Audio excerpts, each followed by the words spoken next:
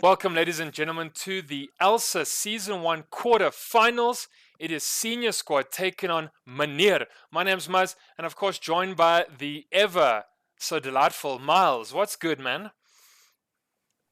What's happening? I'm excited to see some top tier teams. Well, of season one and not like trash teams. Yeah, well, I think I think we're definitely going to get some top tier teams tonight, man. Like I said, it is going to be the quarterfinals. Senior squad, they always seem to be playing these ELSA tournaments. They are kind of our most dedicated team. They always seem to be coming through every single time. And Meneer, hopefully going to be, let's see if it is going to be quite a humdinger of a game. We are getting into the draft, so let's swap Oh, over. look at these quick bans. There we These go, two so we're in the teams swap definitely- over. All right, Two so teams definitely kind of I mean, when you they say could quick bans, it's instantly literally ban. only the first two bans of the whole entire match, man. Please, Miles, just calm down. Dire team back. It's excitement, sir. No, that's good. Well, yeah. So, okay. If you want to kind of brag about only 3 bans on the table so far, Miles, go for it. Phoenix, Mars, and a Grimstroke. What do you make of that? And now a Dazzle. Your time to shine.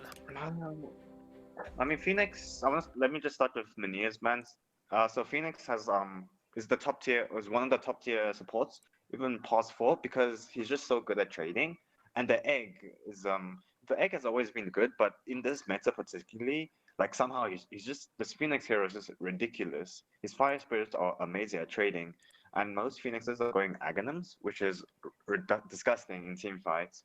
And then the Dazzle, I haven't seen much of Dazzle, but I know he's a really good, in the hands of a really good player. I think I know he can dominate a lot of cores and laning stage, but all by himself. I mean, he just kind of, he just like offers a lot to the table, doesn't he? He's got a save, he's got the heals, he's got decent harass, he's got the poison touch. We see someone like Matumba Man going mid with a Dazzle. You know, plus he's a decent 4, he's a decent 5. So those are pretty much every single lane in the game already covered by one hero, which is great about Dazzle. You know, Void as well. Void getting banned out, one of our new heroes. Snapfire getting banned out there by Senior Squad as well. Both really great now at the moment. Void even has that flex pick himself, I think, Miles. We've seen him carry, we've seen him mid, and at a push, he even goes off lane as well. Yeah, I looked at because yesterday there was a YouTube video on Dota Alchemy where they said that Ember Spirit and Void Spirit were being played past 4 and past 5 because these heroes can get shit done. Like that's what you want as a past 4. You want someone who can make rotation plus 1 hero and then kill someone. And then Void Spirit he can do that. He has a stun and then he has a great escape. So Void Spirit is a really flexible pick. 5 seconds And Snapfire, remaining. I mean, Snapfire is just such a good support. Like he can combo with any hero. We saw in the Morph gaming Team side pick. that Snapfire was always combo with Slaughter, and that just dumpsters any lane that she's Dire in. team pick. Okay, so first pick Lich, another top tier support, really stable. There's nothing too complex about the Lich. It's not like Phoenix. You just frost shield your carry and then just throw out all your abilities, and then that's your drop down for the fight. Yeah, and I mean, now the Sinister Gaze as well takes mana off you as well. So, I mean, you have a crowd control disable, you get mana to be taken off. 10 seconds You have your frost shield, which is great on Dire tanks. team See, what I like about the Lich is that versatility as well, is that it can go 5 or 4. You know, you have a big beefy tank in on the offlane going in with a frost shield, it's great. Or you kind of have your carry that maybe has to run back under tower and you've got a frost shield and you get protected. Plus your talent later on is going to give you HP, which is awesome. You can put it on tower so you can heal. And then of course your ulti, it's just childish. Frickin' chain 10 seconds just bouncing remaining. around, killing illusions, killing the whole team. They're not going to group up now, or at least 5 Meneer seconds are going to have remaining. to think twice before taking big team fights and grouping up. Radiant team pick. Alright, so Witch So the Doctor clock was and the clock. Clock is past 4, Witch Doctor past 5. I've seen Clock past 4 a lot because I don't know. In the first, I don't think any other ability is more broken than Cog. I mean, not Battery Assault of Clockworks level 1. That thing, Clockwork just runs at you in lane, and you can't trade with him. 10 You seconds can't tank it because it remaining. does so much damage. You just have to run away. And Yeah. I mean, I 5 like this. I seconds like the remaining. combination as well, because when you're trapped inside cogs, you don't have to use the cast. You can drop Maledict, and either the enemy team are going to run away, and then you can stun them to still keep them in the space, or if you want to set up for the cogs, you can throw the cast first, get the cogs, and then maledict. But I think what I even like about it more is that there's going to be death ward into cogs. So you're going to be trapped until you can break down that cog, which is, I think, is 2 right clicks. And in that whole entire time, you're going to get absolutely whacked by the death ward. So they don't have to lane together, but the combination later after the Witch Doctor picks up the level 6, I think should be hell of a fun. Maybe they could lane together. Maybe this Meneer's playing tri-lane with the Clockwork Witch Doctor and then protecting like a really squishy core, pause one like a Spectre, and then they have like a... I was gonna think about a Bat Rider offlane or a Mars offlane, but Bats is taken, Mars is taken. But I mean, Bat Rider's like super amazing now because of all that magic damage you can throw down. Plus, he's obviously got the catch and the lasso as well. You know, there's a lot of nuke coming down from him. And Meneer now aren't really gonna... They almost aren't able to pick heroes that can't be played into the Bat Rider, so maybe your Timbus or your Necrophos. So, you know, Senior Squad trying to control the draft right now with this pick. It's also a great pick right now. Bat Rider definitely S tier, A tier hero for sure. With that Lich. Legion Commander. Oh, there's the counter with the Legion. Oh, feels bad. That's a Legion offlane. Bat Rider. I don't know if that's a Bat Rider offlane or Bat Rider +5. Bat Rider can play anything. He can mostly play offlaner because he's just so good at kiting the supports and then just off the wave and just farm with these from the neutral camps and then the creep wave as well. He gets so much farm and no support is worth it. You know, teams kind of, and especially when you get to this level and we're looking at the back end of the tournament, these teams start thinking better, their strategies are better, their drafts are better, and you can kind of see that when you look at all the flex picks. You know, Bat Rider, is it the 3, is it the 4, we're not sure. We spoke about the clock earlier, oh, that's immediately a 3. No, it's not, because they're going to pick Legion Commander. Now that's more than likely a position 4 clock, which is amazing, because he's got a hook shot, he's going to roam around, get a hook shot, gank mid, and, you know, get your kills. Now we've also got Death Ward into the duel as well, which is just retarded. So Meneer's draft looking pretty solid right now. I like it. Sven coming out from Senior Squad. Sven... I don't know what Senior Squad wants to do with the Sven. The Sven is a good offlane and like you don't need much items. As an offlane, you can just like get a Vlad, Echo Saber and you're done. You just act as the tank with your ulti. But Sven pause 1 against Legion Commander. I haven't played that matchup, but Legion Commander should most of the time win that lineup, but I don't know. Especially with this, if this Sven's going carry against whatever offlane Meneer is going to get, even if the ELSA is cool or something, I don't know. These drafts, I can't actually predict what each of these heroes can play, because in this meta, like Legion Commander can be mid, can be carry, can be offlane. Bat Rider can be anything he wants. Like it's just so versatile. Like you can't predict what a hero's gonna be. Like Clockwork used to be a offlane at +3, but now he can even be a +4, +5. So it's so hard to predict what these heroes are. But I mean, isn't that also the beauty? That's also the beauty of Dota and kind of the ever-changing meta and how, you know, the game evolves. Is that yes, Clark was an offlane hero and he was so tanky, and now he can get used as a 4. And Abaddon was a core, and now he can be used as a support. And Undying as well. You know, you see position 5 Undying because of what he can do.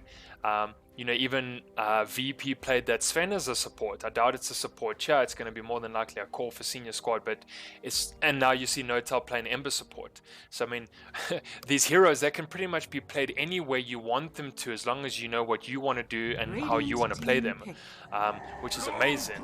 Oh, yes, the push-in potential in Lone Druid, Miles. This is it. That's a really nice mid-game hero. Lone Druid is just so nutty. Like as soon as that bear gets the Master of Madness and the Orb Venom, he just runs at you. He can dive towers, and there's nothing much you want to trade with the bear. He's gonna root you, and you're gonna get killed. You have to run away from it, and you have to just gank it constantly. Yeah, so maybe a confident pick. Like no one. Oh no. That's the OD. Lone Druid into OD, OD into Lone Druid. What happens there, Miles? Is this kind of a big counter for the Lone Druid? So OD, I'm gonna talk about the OD versus LC matchup. So OD obviously counters Alcy because he 10 can Astro seconds someone. remaining. But since both Lone Druid, Clockwork, and Alcy are like 5 strength seconds heroes, OD remaining. dominates strength heroes. Even if Lone Druid, OD doesn't necessarily 1v1 Lone Druid, but Lone Radiant Druid provides a team way to back. get stacks and stacks and stacks. And that Astral Imprisonment with the Ags and Ether Lens Bolt can just keep imprisoning the bear and make it quite useless in team fights. And a Lone Druid without the bear is quite useless. And OD, I just really like this OD pick. I'm surprised OD hasn't been banned. It's such a meta hero. Yeah, I mean, it's super strong right now. It's very good against kind of like your physical 10 melee heroes. So seconds remaining. usually against DKPA, now the Legion Commander, OD definitely 5 trumps. seconds remaining.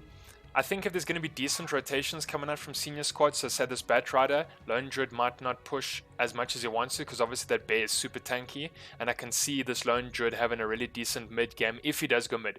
I mean, it could be the safe lane carry, but if this Lone Druid does go mid, he's going to have such pushing potential. I've seen people get absolutely run over by Lone Druid, even games that I've pubbed in, people that I've played with, that I've watched over, they kind of just get decimated by this Lone Druid in the mid lane. He does so well. You do have the Astral Imprisonment, you only have one target, so it's Lone Druid or his bear, you don't get both. There are going to have to be decent rotations coming out from senior squad. I think again that's going to fall down onto the Bat Rider. He's probably going to look to get a blink up at least. I don't know what his timing might be on a blink, hopefully 14-minute blink, so he can initiate with that lasso. There's a decent counter for the OD with that range, the sniper, so decent last ban there. Senior squad feel that the Lone Druid is not going to go mid right now, but just in case they ban out the sniper, which is a great counter to your OD. So we're going to see, Miles. I think it is definitely going to come down to quite a lot of quick rotations, and if the 10 Lone Druid doesn't get seconds too remaining. carried away, of course he's going to farm a lot and do well, and have 5 items up on that seconds bear, be it a remaining. Radiance, etc. So we're going to see. I mean, again, Another Squad's gonna team pick their pick. offlane now. Monkey Yeah. King. Oh, that's the carry? yeah, That's the I would carry. say definitely carry. So an offlane Sven is fine. I mean, that's definitely not unheard of. Why not? He's going to get decent last hits by himself. If he's left there solo, he's got the cleave, he's got a good stun in him, he's going to war cry. And Sven will get big, so he's going to be like the quasi carry, 10 and he's going to end seconds up remaining. complementing the monkey and the OD. And now essentially senior 5 squad have seconds got remaining. 2.5 carries on their team, which is great. It's great. I think that Meneer's gonna pick Pugna here. Like, how good would a Pugna be against the OD mid, against the two right-click heroes? Yeah, and I it's think Pugna would be the it's in the perfect pick, pool as yeah. well. I mean, look, they got rid of all the right-click heroes here in Meneer. They got rid of the Ursa, the Slog, and the Juggernaut, and frankly the Void as well. So literally the last 4 bans coming out from them have all been hard right-clickers. On the other side as well, Sniper and Drow.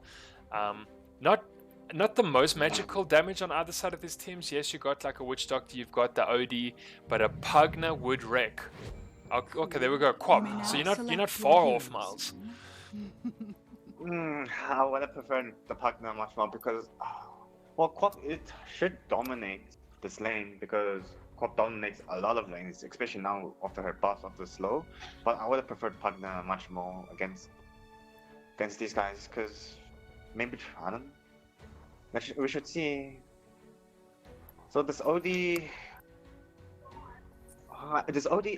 this Quap is a good pick against OD because OD wants to dominate the lane and get his farm with the and rush this Aghanims or Etherlands, whichever one he gets. But OD does not play well if he falls behind. If this OD gets dumpstered mid, he's gonna have a really hard time to catch up, especially against Meneer's drop. Like Meneer's drop is so mid game. Now, what do you make Maybe- of the Lone Druid going up against the Sven? It's gonna kind of be very like two beefy melee carries playing against each other. Plus, Sven can pick off the bear if he chooses to as well, which will be decent XP and gold for him.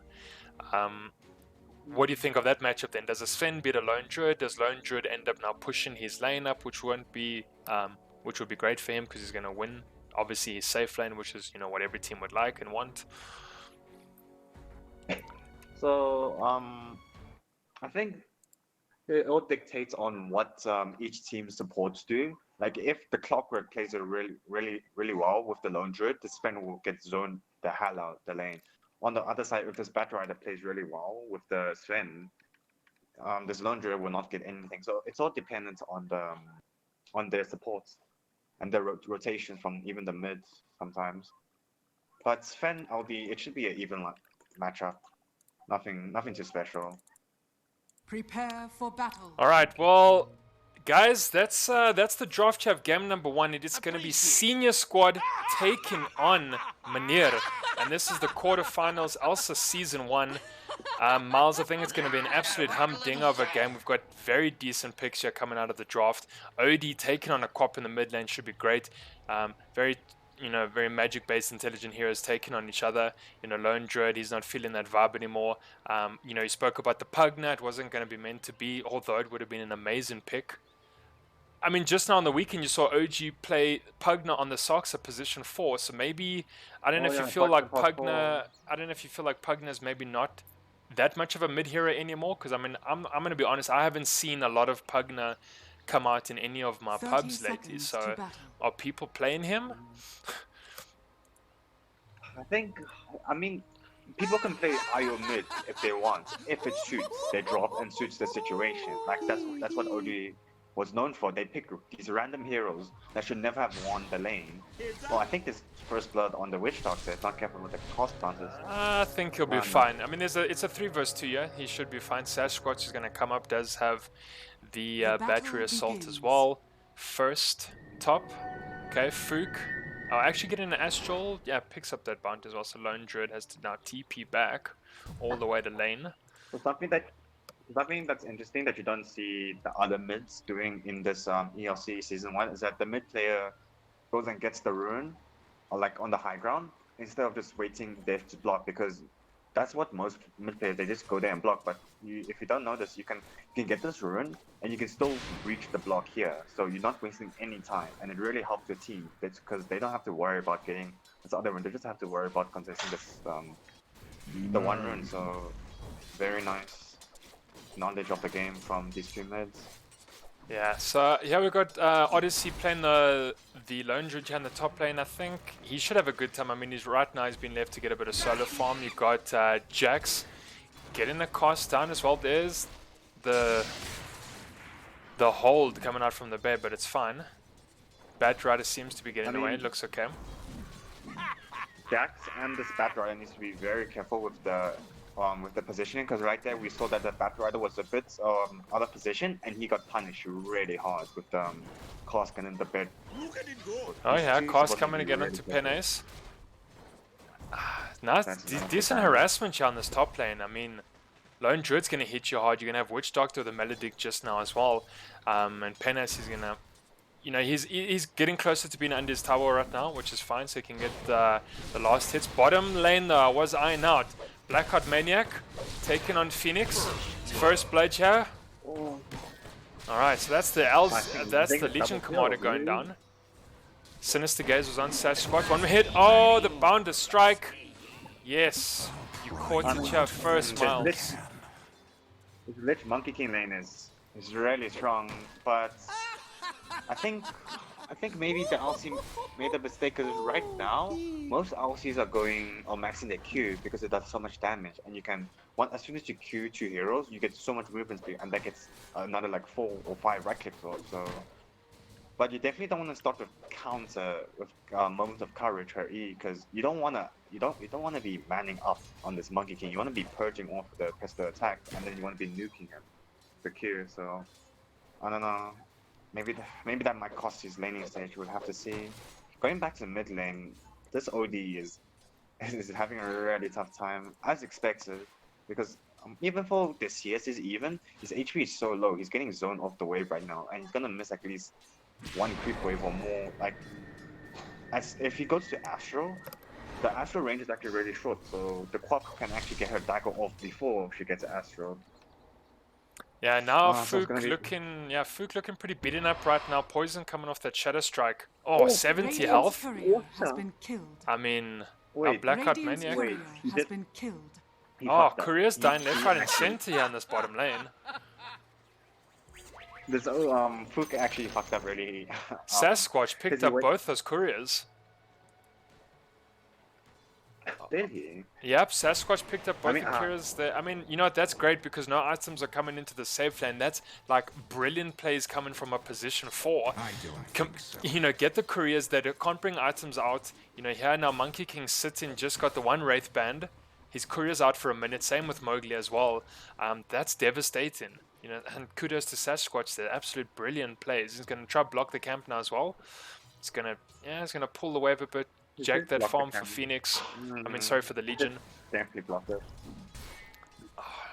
That's, I guess. So anyway, I wanted to talk about mid there. So Fook, he waited like 40 seconds to get his salve, right?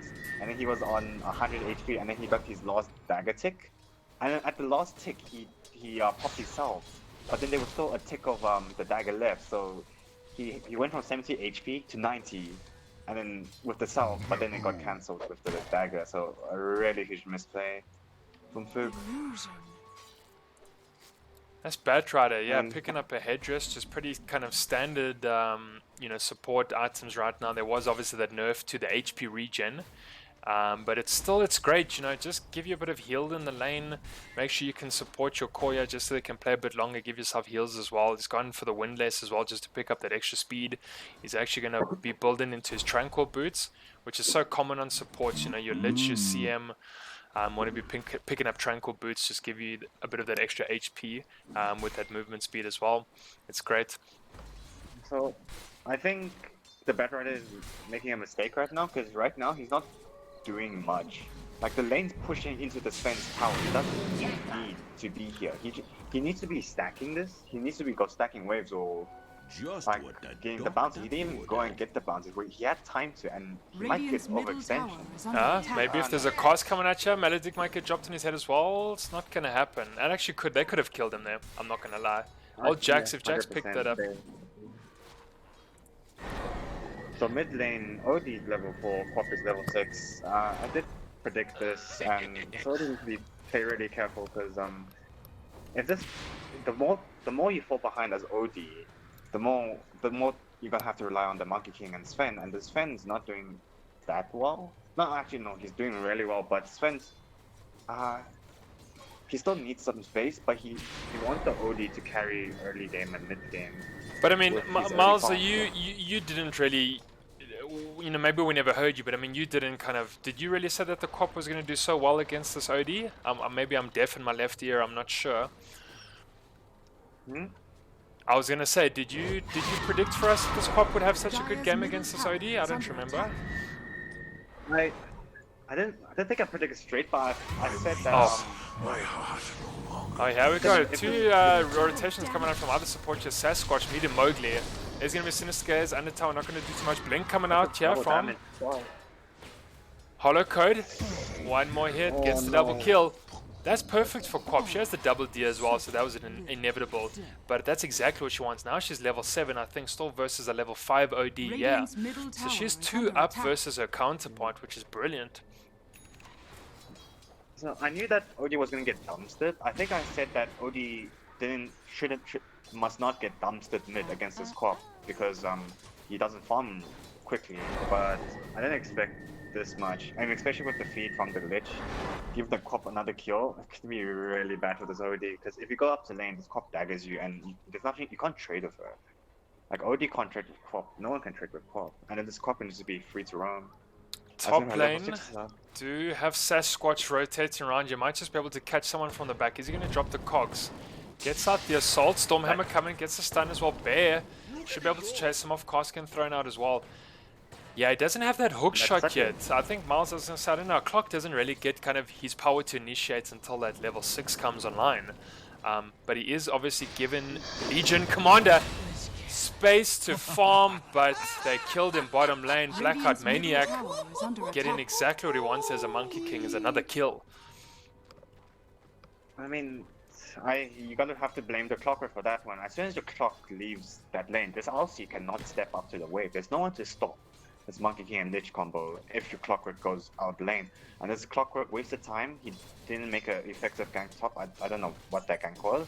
But as soon as you leave a lane and show onto another lane, the Monkey King, he's a good player. He should know that to pressure this LC, and that's exactly what they did.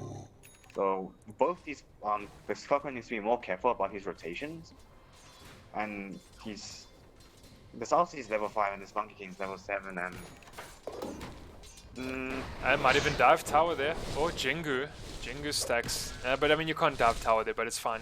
Yeah, I mean, that's exactly it, Miles. The thing is, clock rotating without having... Fruit is going to die mid again. Penes might go down top as well. He is Maledict up. They are going to try tower dive for him. I think he should be fine there. Yeah, he's quite tanky. Sven is big. And I mean, check out Holocode. Yeah, he's just farming the opposing jungle, picking up all their neutrals as well. Gets himself a poor man shield, which is not bad. Picks up a second item as well. Yeah, trusty shovel for the supports. That's great. I mean, you know, he's using that empty mid lane to his advantages. You know, the OD's not here as well. There we go. Blackout Maniac, second kill onto the Legion Commander again. Might just go for 2. Has to throw down the cogs. Jack's coming in with the rotation as well. Blackout Maniac, he's going to have a sterling game on this monkey. And already they got the... I think it's also is already out of this laning stage. He needs to go jungle. If you show up to this lane again, you're going to just feed another kill to this already fed Monkey King. Yeah. And Monkey King against Quap, a fed Quap versus a fed Monkey King, I'll prefer a fed Monkey King. A fed Quap, because Monkey King can do just so much more mid game and late game compared to a Quap who is mid game spy. Yeah, I actually want to agree with you there, Miles. I think, yeah, if you do have a fed Monkey King, you know, with the big AoE ability, his melee range as well is super far for a carrier. He probably will be able to outdo the Quap. And, you know, the Quap's got the ability to blink out of the Wukong's command, which is great as well.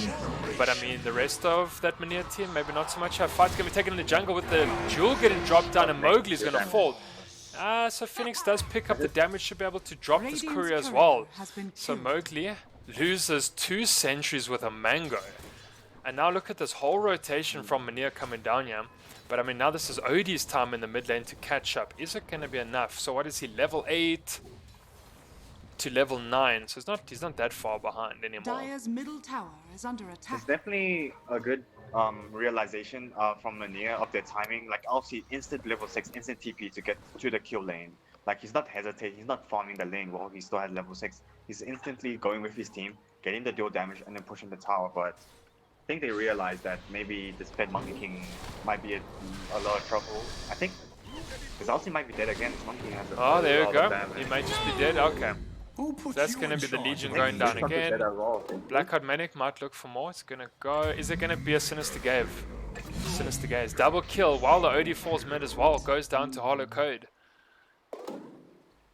I'm surprised it hasn't been a D-ward by Fook in the mid lane, because this Obs spotted him out going to the jungle camp, and that's exactly with the help of the rocket flare from the Clockwork. It just helped the Quap realize that they could gank this OD right now, and this OD he has Radiant's middle tower is under attack. Another feed. It's going to be tough, Miles. It seems it's like Quap versus Monkey King right now. You know, Quap doing super well for Meneer, Monkey King doing super well for Senior Squad, score 6-7 right now. You know, kind of who do you think has got the best late game right now? Late game, currently I'm favoring Senior Squad because I'm just looking at these heroes. Like, I'm looking at Monkey King, I'm looking at Sven, and then this OD. Late game is disgusting, but I'm also looking at this timing of Meneer, like this Lone Dress, top of the CS chart, probably top of net worth charts, with this farm Quap, and those two, if Meneer can make a correct rotation, like down to gank this Monkey King and shut him completely down, it's gonna be a really hard game for Senior Squad to catch up, because this OD is already so underfarmed and so behind. Luckily he has this Monkey King who's doing really well, but on the other side is Lone Druid. Lone Druid counters Monkey King late game, because if he Wukong's command, she just Savage Spear. Like, Monkey King can't trade with the bear. No, nothing can trade with the bear. If the bear gets a Dasher or even Desolator, it's gonna shred anyone on their team, especially this Monkey King. So yeah, and the bear worried for Senior Squad. And the bear's doing pretty well right now. As it is, he's got the Mask of Madness, he's got his Bloodstone up, so he's going to get that Desos, you know, looking to get those Mithril Hammers coming in. We're going to have quite a big beefy bear right now, and I think he's not like had a solo lane where he can just farm a lot, but like you said already, his last hits are looking pretty good. You know, Penes has kind of mid charts 56 CS right now, so yeah. Top lane and bottom lane, there are going to be two fights taking place. They are going to onto Mowgli. Should be an easy kill there. They've got the stun top lane here as well. They're going on to Odyssey. It's a turn. Should they be able to get him down? Penis drops a bounder strike. They're going to have to use the death ward as well. Are they going to get a kill? Penis still alive. Okay, so two supports go down. 1-1. Oh, he's still standing. He's still standing. Cog's coming out. They catch the bat. He's going to go down. There's no duel now left on Phoenix. Alright, so that's a 2-for-3 trade that did lose the lone druid and then the support outside. And then obviously Penis fell here for senior squad as well. I suppose a bit of an even trade. I feel that favored senior squad much more because a few minutes before this, Meneer most wanted to speak with Quap, Witch Doctor, and ELSA. And no, Quap, Clockwork, ELSA, and they wanted to gank this Monkey King mid, but this Monkey King realized this and he TP top. At the same time, he TP top, they went onto this lone druid, while the Quap and the ELSA were busy killing the Lich. The Monkey King was helping getting the Q on lone druid. Just excellent rotations from senior squad. I really like that. Yeah, you know, so sure they did lose the extra man, but I mean, you did end up getting the lone druid for an offlaner, actually. So I think, you know, I do agree with you then. Their senior squad did win that fight. Blackheart Maniac, he's going to be hiding in the woods. Does have that Echo Saber up right now as well. Plus, he did get the broom handle, which he has so much range. Dude, Monkey King has so much range. And now you give him an extra 35 with the broom handle, which is just ridiculous. So he's going to, like, hit you from the bloody other side of the river, which is just fucking incredible. So I can't wait to see what's going to happen there. Bat just annoying Jax just a little bit, but that's fine. I think there should be a bit of action that's going to take place in the mid lane potentially. Monkey was waiting for it to go down. Seems to have quietened up just a bit. Your Mowgli, he's hanging around. He does have that Chain Frost. Don't know who's going to catch. Don't know if he only wants to catch two as well. If, you know, maybe that's enough. You kill a Quap, you kill the clock. Should be good. Top lane. Oh, Kosh should come out here. They do have the Jewel as well. Okay, Jewel is back up. Lasso here onto Jax. They're going to pull him back. They get the Stormhammer as well. I don't know why they wanted to use that together. Up, gets a kill there. Blink coming out from Holocode. Misses the ultimate. Turn their attention here onto Penis. They're going to get you. Cogs coming as well. Push them back. Jewel comes out. He's going to get the kill. Oh, you gave Sven the kill. Wukong's command coming out. Satchel's going to get walk out of it, but Bounder Strike does come down. Godlike here for Holocode.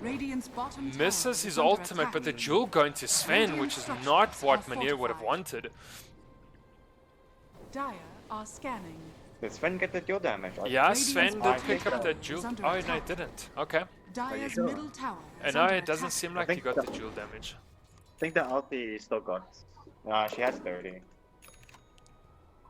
So Quap, Orchid being picked up, just amping up the momentum of this early game. Oh, and the stacks as well. Look at these stacks. So during the time when Holocode was ganking bottom, he was ganking top, this OD made the right move. He wasn't rotating. He was just farming. He was farming the nearby camp that is the mid lane. And now he's almost caught up to this Quap in levels and in CS. So great play from him, not like going to gank when you know that you're on the farm. Oh, gets a silence, so he stops the boundless strike. Brilliant use of that Orchid with Mavlins. And they throw the cast and get the Dota onto the high ground as well. As Blackout Maniac going to die. He should be able to get out. It's very close. No Maledict on him. Jewel. Not going to get the damage. Odie still survives inside the cogs. Oh goodness, ulti comes out. Doesn't kill anyone though, and in fact two fall in his team. Lassoed under tower. Are they going to kill Phoenix? No aggro from the tower either. Oh goodness. That's a bit of a disaster, fine. Sanity's... Miles, this was like the trippiest thing I've ever seen. Sanity's Eclipse drops, and instead of anyone on the side of Meneer falling, two down senior squad. As if his own ability blasted his own players. Like I don't know, that's something you don't see. Sanity Eclipse, two of my team members die, everyone on Meneer fine. That was great. That kind of replay is going to be brilliant to watch. I think, I don't know, OD right now, his Sanities doesn't do much because Sanities you can't just drop that shit Radiant's bottom without getting tower any is stacks under attack. of your Q and W. You need to get at least Radiant's 10, bottom tower 10 stacks has of it fallen. to one-shot, be able to one-shot a strength hero, or even make him almost close to dying. But just straight dropping it without getting a lot of stacks of sanity is a bit of a waste. Maybe he was praying that the sanities did more damage. You know what? I was think he hoping probably was praying that it did a lot more damage. And you know what? You're right. If you don't pick up those intel stacks, you're not going to have a strong ulti, and that's what we witnessed then. Instead of him taking anyone down on Meneer, him and Sven end up falling. Hollow Code, he's harassing Penes. Actually, this top tower is still fine. So you know, Sven, you know, holding his own, doing well, hasn't lost his tower, but on the flip side, he hasn't taken his opposing tower either. And in fact, there's only been one tier 1 tower that's fallen in the whole game so far. So that tier 1 tower bottom fallen greatly favors Meneer if they want to use it, because the tier 1 bottom safe lane gives access to 2 camps. You get access to this camp and this camp, and with the introduction of outpost, Chain Frost getting thrown. I don't know if it's going to land onto jumping around a bunch of creeps, so Odyssey should be able to survive here. Boundary Strike coming out. Is he going to die? He's going to try TP away. He's going to use his ultimate now. Stormhammer there on this side as well. Is Phoenix jumping in? Does he have the ultimate? He does. He uses it onto the Penes. Should get the kill. Sonic Wave with the death. What is going to secure that? Picks himself up a lot more dual damage. Has 48 right now. And I mean, this push potential from the Lone Druid as well, Miles, exactly what we wanted. This is the second tower we've seen the bear take. Sasquatch coming with a giant hookshot. Gets onto Blackout Maniac. Going to get saved by the Astral. But they're all around him. They're all around him. Should be able to die. He's not going to get blocked in, actually. Oh, trying to juke them. Trying to get out. Well, he can. Is there going to be a Chain Frost? No Chain Frost here from Mowgli. Alright, that's Phoenix down with a Sinister Gaze. Alright, nothing happening there. Blackout Maniac survives. Oh, team fights here, Miles, are good. Chases. Sasquatch gets him with the Boundary Strike. He's got that long range. But of course, Cogs are going to save him. Fighting high ground, Chaz pulls up. Jax with the lasso. Just bodies falling all over the map, left, right, and center. It's definitely really entertaining seeing these two teams realizing, like, come, let's smoke gank this team. But then the other team being on the same level, maybe even higher, on the same level, they realize that, oh, the enemy smoke, let's also counter smoke them, or let's counter fight them, let's protect the Monkey King or our tower. Because we used to just see like a smoke gang, they go kill someone but they don't do anything with it, and the enemy team just runs away. But these two teams both realizing the powers of the heroes and realizing that you cannot give up any map control on either side to the other team, or else it could be GG. So it's really entertaining to watch. Defending the bear with the Desolator. Yeah. I like to see a picture from him. I see most lone druids. Oh, Sasquatch onto Penes with the Cogs. He has to pop the ultimate as well. There's going to be 2 versus 1. Can he fight them though? Jack's coming in on the back as well. Wukong's command getting dropped, but Penes should fall. So he's right down. Deathward onto Blackout Maniac here. Mowgli dropping the chain fast. Catching Toots, jumping around. It's not really enough. Got Odyssey with the ulti here. Sasquatch still coming in the back. Does it the Cogs? That's Lone Druid down. That's 2 cores either side. Blackout Maniac looking for more. He's got Sasquatch. Getting taken by Mowgli, it's fine. Kill secure. Oh goodness, and that's the Lone Druid stop. Did you see how quick Senior Squad rotated their whole team? Yeah. No, they were on fire. They were on fire. They like instantly usage of TP. Like that's really great to see in these games, because that's what makes it interesting. Because that Sven should have died, and that should have been in favor of Meneer, but not the Lone Druid, and the Clockwork died as well due to the instant rotation of Senior Squad. Now they can get a tier 1, get more from their cores, while this Lone Druid is still dead, so that's just amazing rotations from Senior Squad. Yeah, no, absolutely quick off the mark. They get themselves to the tier 1 tower as well, which is great. Blackheart Maniac just jumping off those trees with a great Wukong's command there. Sven, he did fall, and you know, great plays it from the Lone Druid and the Witch Doctor, but yeah, Senior Squad quick on the mark, absolutely got them. Mowgli just to finish off Sasquatch, and that was a great trade. Yeah, it's 16-14 right now, going to the side of Meneer, but yeah, Senior Squad, Oaks are looking strong. They're going to bring this back. You know, I think you can see that the team comms is good, the rotations are great. Yes, they are fighting into a Lone Druid who's already showed us how decent his pushing potential is. Oh, high ground catch. Are they going to get a less onto the Druid? They will. Hollow Code is already here. Are they going to defense? He's caught in the Astral. Hook shot coming in. Chain Frost getting thrown out. Sonic Wave as well. Takes the OD down. Bounces in the backline. Still going. The Sasquatch still alive. Is it going to be a dual tower from the Phoenix? Oh, he already has. Okay, chasing down the Bat. Should be dead. Does have the Maledict on him. He's going to go down. Jax picks up the kill. Penis should go down here as well. Hollow Code with his blink uses it. And one more team wipe. Absolute 5-man team wipe. Godlike for Hollow Code as well. And time to push this tier 2 tower. So it's really difficult. So the one of the reasons the senior squad lost that fight was they didn't initiate on this lone. They saw that he was alone, but they didn't have a ward high ground. Well, Meneer, they did have a ward. They saw that where everyone was positioned, and this Clockwork can clearly hook shot in and just catch 2 cores. But I think the biggest mistake from senior squad was that they're fighting high ground. They saw a lone Druid, but not realizing his whole team is behind him. And it's a ward high ground. Just made that fight really difficult to fight for them. And now they're going to Roshan, just dictate even more mid-game control. Maybe we're going to get it probably 2 towers top, but it looks like Senior Squad might come.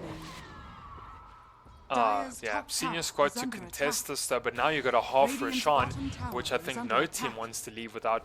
Oh, well. I mean, okay, so Pen is not looking to go for it. So, I mean, now you've got kind of a half health Roshan. He is regenerating quite quickly. But either team would really want to pick this up, but it's super risky. There is the high ground ward here from Senior Squad, so they can see. Versus Meneer doesn't have any high ground vision, so they can't really see what's happening. Arms for the dead. Oh, what do you think? Roshan gets left, goes back to 100 health? It looks like it.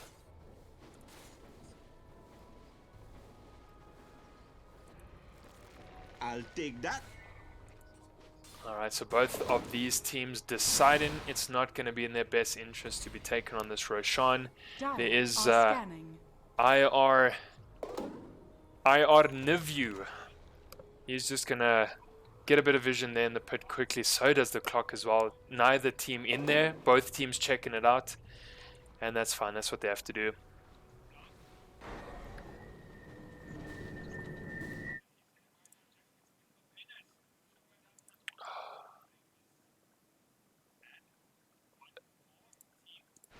Alright, so we're just going to get Miles back on the line quickly, just sort out his issues. But yeah, otherwise things looking good here on both sides. It's been an exciting game so far. Yes, the scoreline 21-14, even the 5k net worth lead going to Meneer.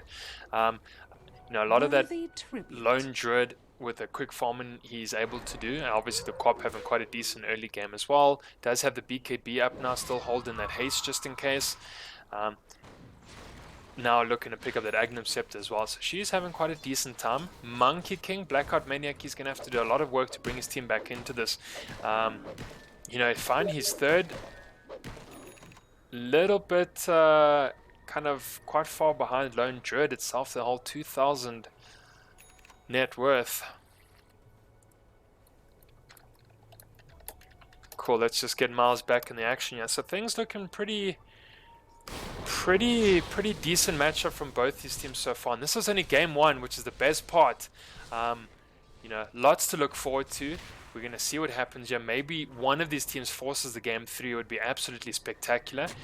Boards coming at you from either side. There's D-Warden both from Jax and Mowgli. Just these supports doing exactly what they need to do. Make sure there's that high ground vision.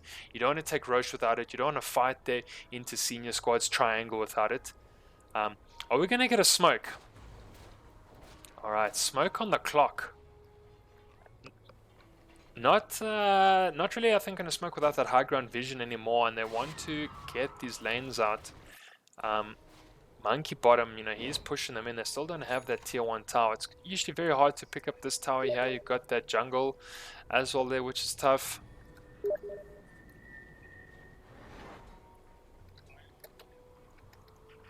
Alright, so Miles doesn't look like he's going to be able to return yet, does seem.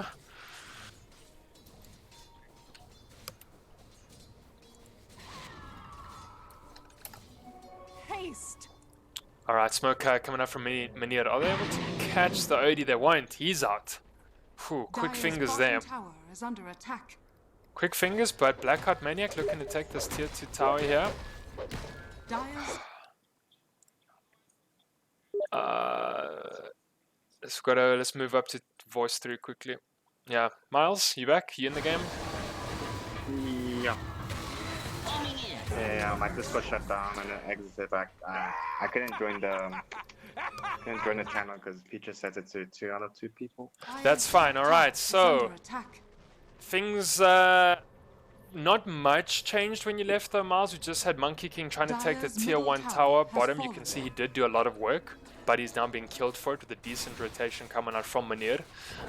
They're looking pretty solid there with their 5k net worth. They are pushing this bottom tower here on the back of this Lone Druid. Lone Druid's great for it. He's got such push potential, you know. I mean, oh my god, look at that tower, dude. Yeah, it's melting. It's absolutely melting. And the Legion doesn't even have that much dual damage yet. You know, 66 dual damage, not even as the most I've seen on an LC. You know, and they're already melting those towers. I mean, that's a good thing about LC. You don't need that 200 dual damage. Like, as soon as you get the Blink Dagger Blade now, you just do like this OD or the Monkey King and the Sven. And that 5.5 seconds of disable and this Monkey King not hitting the other cores of the game can win the fights. From most of the time, that's what I see LC's doing. They're not going for the massive late game dual damage. I mean, the dual damage is good, but their main job is to lock the cores down in her duels.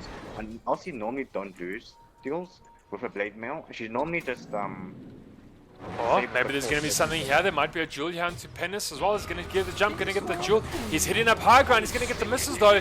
Is there going to be Chain Frost coming at you remotely? Yes, gets thrown down. Sonic Wave coming in from the back. They should be able to kill Penis. This is going to happen, but the Legion falls first. Hollow Code, very, very close there. Here comes Blackheart Maniac. Is it going to be time for Wukong's command? So far, one apiece. Hollow Code should be able to get taken out. BKB here on Blackheart Maniac. They're looking to get Mowgli. Sashkosh is actually picking up the double kill. Does have the Blade Mail. Fu, a bit of trouble here. Oh, gets through here onto Meneer. They're going to get... He astrals himself to live. Oh, and they kill the Witch Doctor. That's fine. So actually 2 for 4 trade there. I think maybe Meneer overestimated the amount of damage they could do, because I certainly thought that they could burst this Sven with how farm this Aldi was, but they just took way too long. The Sven was just way too tanky. He has a Crimson and the Vladimir and he popped his God String, so that extra strength really helped him survive that fight. And even though he did die, he forced a lot of rotations from his team and the enemy team. But I mean, at the end of the day, Senior Squad did win that because they got the kill on the Kwapu, who is like she needs to be stopped. She has Aghanim currently 30 minutes. This is her maximum potential. This is her power spike. She needs to not die. If she keeps on dying, she's gonna miss her timings and be quite useless in late game. You can correct me if I'm wrong here, Miles. I don't think she used her BKB. It's not on cooldown now, whereas the monkeys was. She didn't use her BKB. Yeah? She just blinked in, ultied, and then blinked up. But she got Walker did, right? I remember silence coming. Monkey King Mindbreaker. There we go. That was the silence from her. Yeah, but she still should have popped BKB. Yeah. Maybe she didn't realize that. Would that Mindbreaker silence you if you have BKB on? Does it work like that? I think it does. It should work like that because this I've actually never tested it out.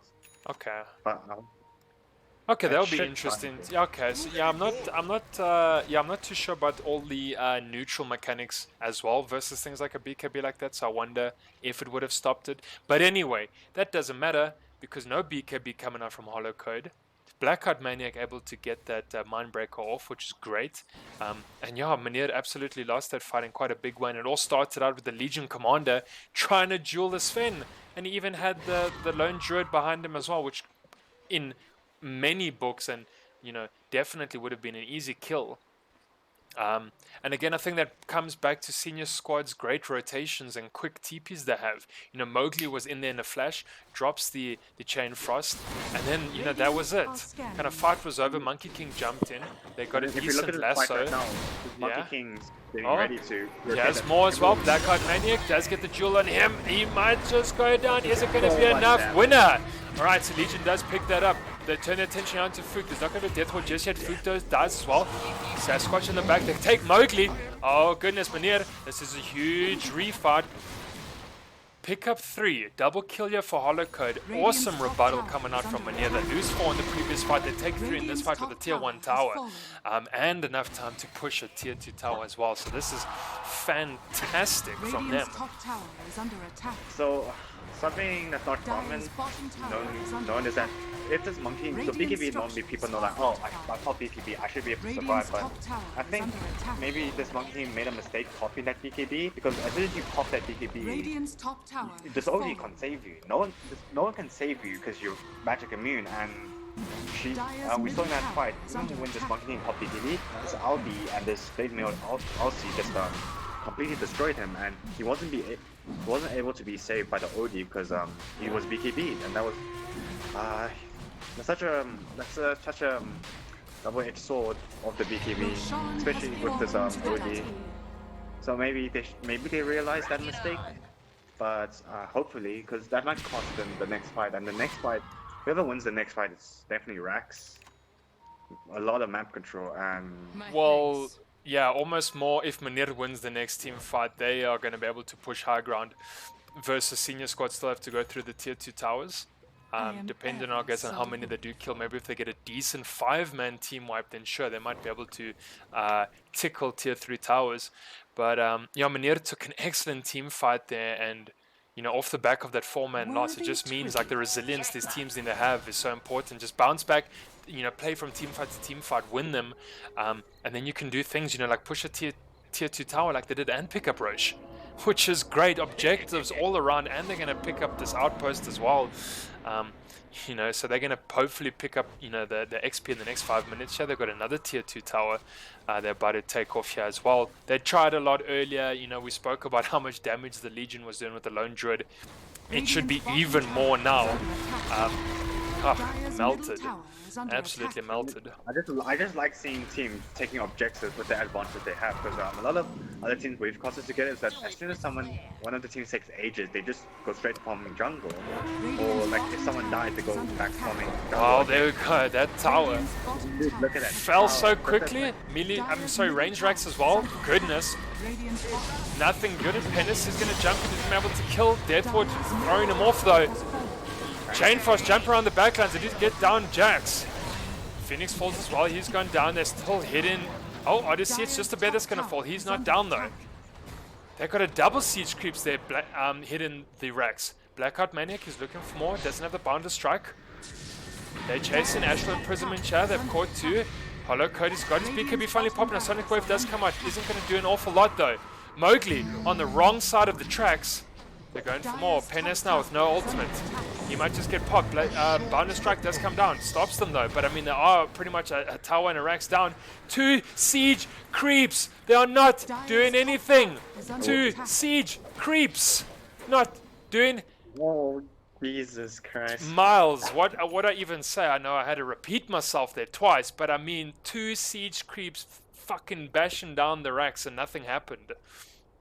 I mean, where do I even start with that fight? So, these high ground fights are still a real big problem for any team that's in this season 1. They seem to struggle with positioning. So, right there, like, Meneer didn't need to commit any heroes. Just commit the bear. Like the bear with the pressed attack can 6-5 shot the Rax. Why are you committing a Legion commander who got lassoed? Why are you committing the Witch Doctor so close? You just let your bear hit the Rax. Like, it's that simple. And then, on the side of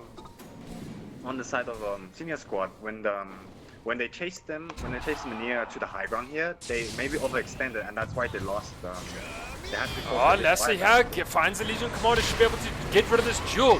He's going to be out for the count. Freaking Sonic Wave getting thrown already as well as he gets Astral. So that's no duel and no ultimate coming up from the Queen as well. High ground. Pretty much getting lost here from Meneer. You look at Senior Squad, they regroup and they're ready to take it. The squad has lost her ability to do anything in the fight because Sonic Wave it doesn't Still has the Aegis of the Immortal though, Miles. I mean, so she's not going to die, but I feel like it's about to get used up just now as well. Wukong's command getting thrown down. That is going to be the clock getting taken out very quickly there. Wukong's command can't run into it. It is going to be down. Cost doing a lot of work jumping around the team, but that's fine. They haven't lost anyone yet. Sonic Wave getting thrown. Like catches Mowgli on the fringes, but you caught a support. 70 seconds, I suppose it's something, isn't it? He did buyback for that, but I don't think Meneer can really push with this LC dead and his Clockwork dead, and I don't know if I feel like if they take a fight right now, they might lose because they're not positioning correctly. Like it's the same mistakes that I see over and over again. The supports should be sitting way behind. So if the cores are here, the supports need to sit way behind. Currently, what I'm seeing is that the supports are nearby. They're going onto the high ground as well. I keep emphasizing this problem. It's really like the supports. It's very important that you stay alive. This Witch Doctor, he needs to get off his cost with a stun. It's really useful in the fight, but that's a common mistake among most supports. Like, oh, they went on me, they committed so many abilities on me. Oh, that's okay, but it's not okay. You have to stay alive. Your abilities matter. If this lich abilities matter, that Glimmer Cape could be the game changer, or this Frost Shield could be the game changer. You can't just let yourself so easily be killed, even though you are a support. Like your hero's crucial for every team fight. And I just feel like they're not valuing their lives. Oh. This Monkey King has spotted his LD out. Yeah. Oh, there we go. Jumps in. Does have the Wukong's command as well. Sinister Gaze getting thrown into Holocaust. Does have to pop the BKB. Is there going to be more? Seems like they've broken it very quickly. Jackson right in the middle of the team fight. Throws it death. We're not going to do too much. Sonic Wave coming from the back. Jackson's going to die. He does pick up the dual damage. Looking for more. Penez, he's out. Mega kill. Going near the Holocaust. They're looking for more. Phoenix might just die. Blackout Maniac. There we go. There's a chain force jumping around 3. In fact, it's forward the bear. Oh, it's still going. It's still going. Ultra kill for Hollow Code. Huge. They saw the Batrider. Rocket Flare saw it. They saw it. Oh no. Rampage, maybe. I think they can take it. It won't be enough time, I don't think. Oh, is this still in Rampage time? Before the Blink Dagger. Should be. Oh, okay. Let's see. Maybe. Sonic Wave coming out. Oh. No Rampage for Hollow Code, but it was not for a lack of trying. Fine, he does pick up the ultra kill. But the quadruple buyback from Senior Squad, you know that Senior Squad bought back on every hero on their team except for the Lich. Yep. I didn't even move it. Like, and now it's a dieback, in fact, for the Batrider, which sucks a lot for him because he's out for 70 seconds.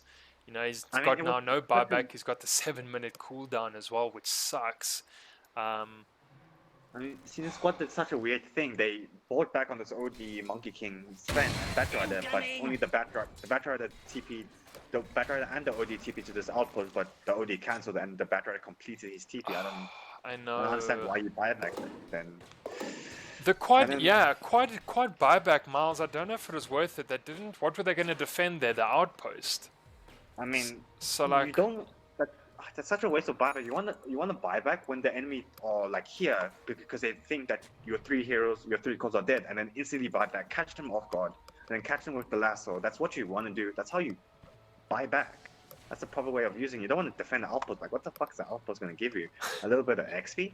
Experience, Miles. It gives you experience. God damn it! Come on. I'm just ready to come both sides. Such a good item. Oh, so how's that, eh? Double Timeless Relic picked up by the Monkey and the Legion. That's great. I wonder who do you think is going to be taking that? Who needs kind of that spell buff? I think like go to Lich or the OD with the Quap.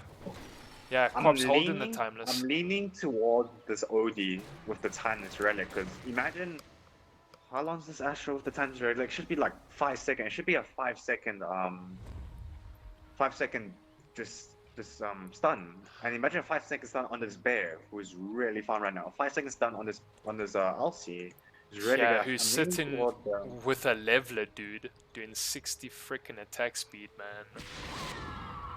man. Also, I don't know much. Have you been paying attention to these OD ults? It's not doing anything. I think like what you said earlier kind of still rings true now, is that he maybe is not picking up as many stacks as it could, so the sanities isn't just doing what he wants it to do. So he'll have like a few stacks, like 1 to 3 stacks, drop ulti quickly because maybe he's gonna die soon, or they kind of group together, so he's gonna use it quickly, and he's not kind of getting as much out of the sanities eclipse as what he would like it to be. I think they've had a lot more success on the Wukong's command than what they've had on the Sanity's Eclipse, it seems. I think Fook is misplaying his hero, because I'm an OD player myself, and how you play this new OD Aghanim's build is that you don't just get 6 stacks and then you ulti. The reason for you to get Aghanim is for you to continually disable a core, get the stacks, disable them again. You have to prolong the fight with this Aghanims, and unless you have like 20 stacks, your ulti is not going to do anything. Like, oh, Roshan's back up as well.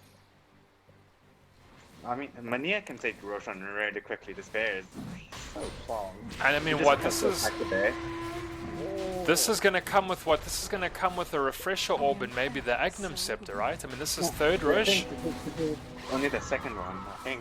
No, this is third Rosh. This is third Rosh. It should be. Aegis and Chi. Roshan has fallen to the dire. I've seen Meneer has taken all 3 Aegis. Who took the first one? It's been going to Quap, I think, most of the time. I haven't seen this Lone Druid pick up. I think just, Lone Druid's not really dying enough to warrant the Aegis. So it's going to the Quap the whole time, which we have seen kind of die sometimes without her BKB. Although she's down to a 6-second BKB right now, so she's obviously been using it somewhere. But yeah, no, she's going to pick up this Aegis, and that's fine, because she is the softer target as well. Oh, Lasso, going to get him all the way to the high ground. Very, very close. Chainfrost's going to get jumped out. Uses it onto 1. He dies. That's fine. That's dual. I don't know. I don't like the use of the Chainfrost there, Miles, for 1 hero. Maybe he was expecting more heroes to commit, but I think Meneer saw that this is way too far. We cannot commit this much already. Yep. But that's a third of the Batrider late game. Like Batrider, he might not have any items, but you just need a Blink Dagger and Lasso. No, dude. But imagine that with the Lone Druid before he could ulti. That could be. Check his craggy coat, dude. This guy is buff, dude. He's got craggy coat right now, man. He's buff as. I like that he went Lotus Orb. It's a good dispel for this Mindbreaker for the Quap, and it's a really good thing to put onto your initiator. But I still don't like that Meneer have put the Aegis onto the Quap. I feel like if you put this Aegis on the bear and you just send the bear in to hit the racks, I mean, what the fuck are senior squad gonna do? They're gonna Stormhammer the bear? Okay, this bear has so much HP. What are you gonna do to it? You just give the bear give the Aegis to the bear, let the bear do the work. That's why you play Lone Druid. Giving it to the Quap, I'm not feeling this Quap's impact this late game now. I think she had an impact mid game and early game, and she's doing really well, but she falls off, and she needs to let this Lone Druid carry her, because that's the draft. Yeah, that is essentially the draft. But I mean, I think from the beginning already, Miles was saying that Meneer kind of have the very early game push because they've chosen a Lone Druid, they've got a Quap and Show. And so this game should have been going to the 35-40 minute mark where they're pushing the tier 3 towers. Lone Druid definitely have. They've got, this bottom 1 racks already. But senior squad, they're defending like their lives depend on it. They've got a great high ground defense when it comes to things like the Chain Frost and throwing Wukong's command on their high ground as well. And you already kind of said a lot earlier that you think Monkey King, you'd rather have a super jacked Monkey King than a strong Quap. And that's kind of shown in this game already. Monkey King, he's going for that Abyssal Blade. He's got his Death. He's picked up a Ninja Star as well, which is brilliant. 20 plus agility on him is absolutely fabulous. And so maybe kind of when you look at the windows that each team had, Meneer kind of had the much earlier game window than Senior Squad, and now it's slightly closing. You know, yes, the score goes their way. They've got 35 kills. They've got the 18 plus net worth. But one good team fight going the way of Senior Squad, and this whole entire game is going to turn on its head. There is a smoke coming out from Meneer. Should be able to jump, and he's going to get the jewel as well. Got the Lotus Orb. Lotus wasted. Here we go. Oh, nothing. Odyssey's bare. Oh, hook shot onto Sasquatch, I think. Oh, there we go. They catch Blackout Maniac in the trees there. Does have BKB. Throws out the Wukong Summon as well. They go straight for the tower. They get it. Radiant's middle tower has fallen. Oh, they're looking for more. Sasquatch, he's not dead just yet. He's going to go down. Oh, goodness. Odyssey getting staunch. He's getting big. I mean, just hit the rest of the bed. Yeah. Jewel coming out. He's going to be able to pick Mowgli as well. He's going to die. Frickin'. What is that? A Lich that picked up Jewel damage? What a boss. 26 Jewel damage going to him. Holocode looking for more. Can't take down Penis. Double kill. Look at that high ground defense we were talking about. But I mean, they did lose a whole middle set of racks though. Odyssey looking for more. He can push so damn hard with this bear though. It's got an Assault Curse, it's got a Leveler, it's got a Basher.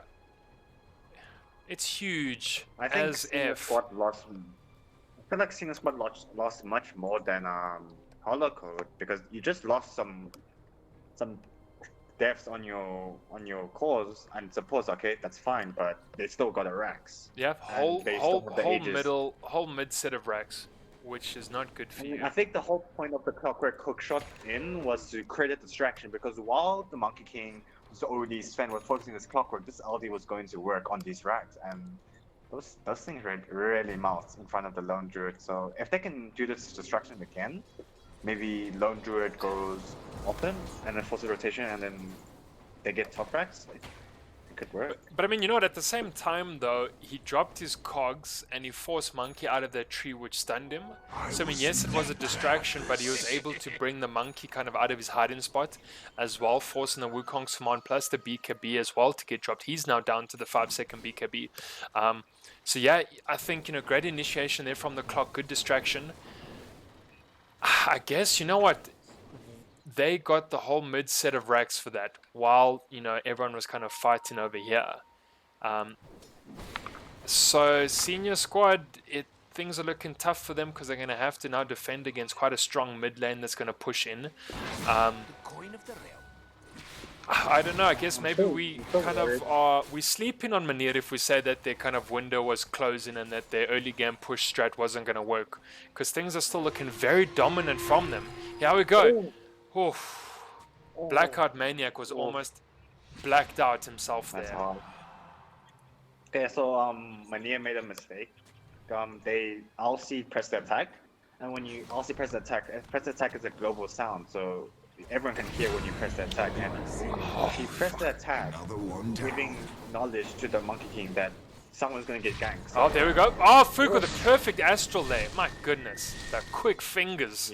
Radiant's bottom barracks are this under Aldi's attack. not with them. They can maybe have gotten a pick off there, but they were losing. He split pushing and he got that Rax with a double siege as well. So things looking still very strong for Meneer here with the strat of theirs. I think maybe I'm gonna have to take back my words just now, because they're pretty much still in this driver's seat.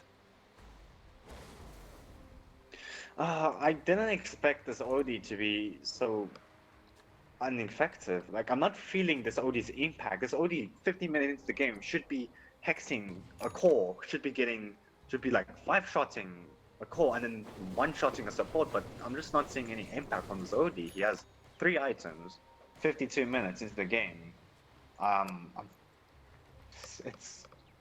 I favored Senior Squad's drop, because I thought this OD was going to perform much better than I anticipated, but he's not really pulling his end of the deal, and this Monkey King is really having to carry this 1v5 with this Fen, and this OD, he needs to farm and he needs to have better positioning throughout the fights. Oh, the Bat's getting some really good lassos off there as well. It's a pity he couldn't pull that Legion right up into the high ground earlier. But I mean, he is getting some good catches. Here we go. Oh, there again. There's good here. Oh, BKB getting popped. He's not going to get used on the monkey. Now they might be able to bash down this Legion. Is it going to happen? Holocaust with the BKB as well. Oh, hook shot coming in. Goes straight onto the OD. Sonic Wave getting thrown out. Here we go. He's getting the stacks. Sasquatch's not going to die. Oh, he did indeed. They're looking for more. Phoenix taking him down. Stormhammer coming in. Big Death Ward. Jax. Oh, no, not much there. Fine, that actually is 2 down on Meneer. Top is missing. I don't know why Meneer committed with the clock, but like the clock already. Oh, is this the real lone druid here? Oh, it's just the bear. Okay, they got the bear. They can pick up the gold. Right, got the XP there. Bear gives you both gold and XP or only XP? No, both. Okay. Both. I was just wondering. But most importantly, he got the. So Lone Druid has the Aghanims, and while when Senior Squad was fighting top, this Lone Druid just doesn't give a fuck. He just pushed and got megas, and this makes on the side of Senior Squad, they don't have the best people to push out lanes. Batrider sucks at pushing out against Mega Sven. He's decent, but he doesn't have the damage for it. There's already not enough items to be useful, and it's Monkey King, so probably the only one able to do it. Double damage. He's eyeing up a Divine Rapier, and oh, I mean, I get it. Like, he's up against Mega Creeps right now. You know, that's what you got to do, but it's risky because like the team fights have been taken lately are kind of a bit one-sided, and Lone Druid picking up a Divine Rapier would not be great for your team. He's already got so much strength with his push ability. I mean, they might even give it to the Quap. I don't think they would give it to the Quap. Maybe she dies too easily for that, but... Is this what you have to do, Miles? Is kind of Rapier the last way out? This is kind of the play, right? Get that true strike. It's the only way. This Monkey King is not doing enough damage. He's not killing this Legion or this Clockwork quick enough. He needs more damage, and Echo Saber is not really the damage item. BKB is... It's not a damage item saving him, and Abyssal is not really a damage item, it's more of a disable. He's lacking, he only has one damage item, which is the Desolator, and Desolator against 50 minutes into the game is not enough. I think he needs this Divine Rapier. Oh well, we're gonna have to see if it works, Miles. It's gonna be a big play. One that's either gonna really pay off for Senior Squad or really throw this game one. You know, Divine Rapier, just the nature of it is so risky. You just hate people building it. You don't know if it's going to work. You drop it, you give it away. And not into this lineup. You know, this Lone Druid and this Quap with a Rapier would be devastating for your team. Tell me, that bear, can that bear hold Rapier? Yeah, he can. Okay, so... They might get the bear, or they're not. Oh, they will. No, they're not.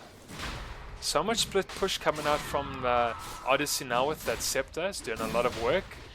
Third Roshan should fall here, so we've already seen Cheese. And now, this is not... we can actually click on this fucker. Okay, so there we go. Scepter's coming up. Who needs a Scepter on the team? Who doesn't have a Scepter? Ooh, goes to... Oh, Witch Doctor. Yes, that's the best Scepter there is, man. Bouncing Death Ward with True Strike as well. That's great. I love it. Pretty fun. I would have been really interested if this LC, instead of going against, she went there's like a build where you give where you buy LC Scepter, and when you buy LC Scepter and you get Ghost Scepter and you duel, imagine this Monkey King being disabled for 8 seconds and nothing to able to interrupt it.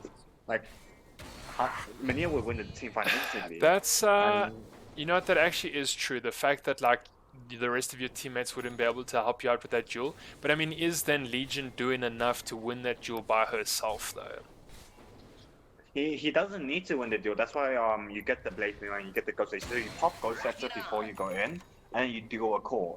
And since you have Aghanims, nothing can interrupt the duel because you both are BKB. And this Monkey King can't kill this Elsie. She's really tanky, and she has the Blade Mail. And if you disable this Monkey King for 8 seconds, that's most of the damage. Yeah, but he's got a... can't really do much. He's got a Divine Rapier now doing an extra 300 damage.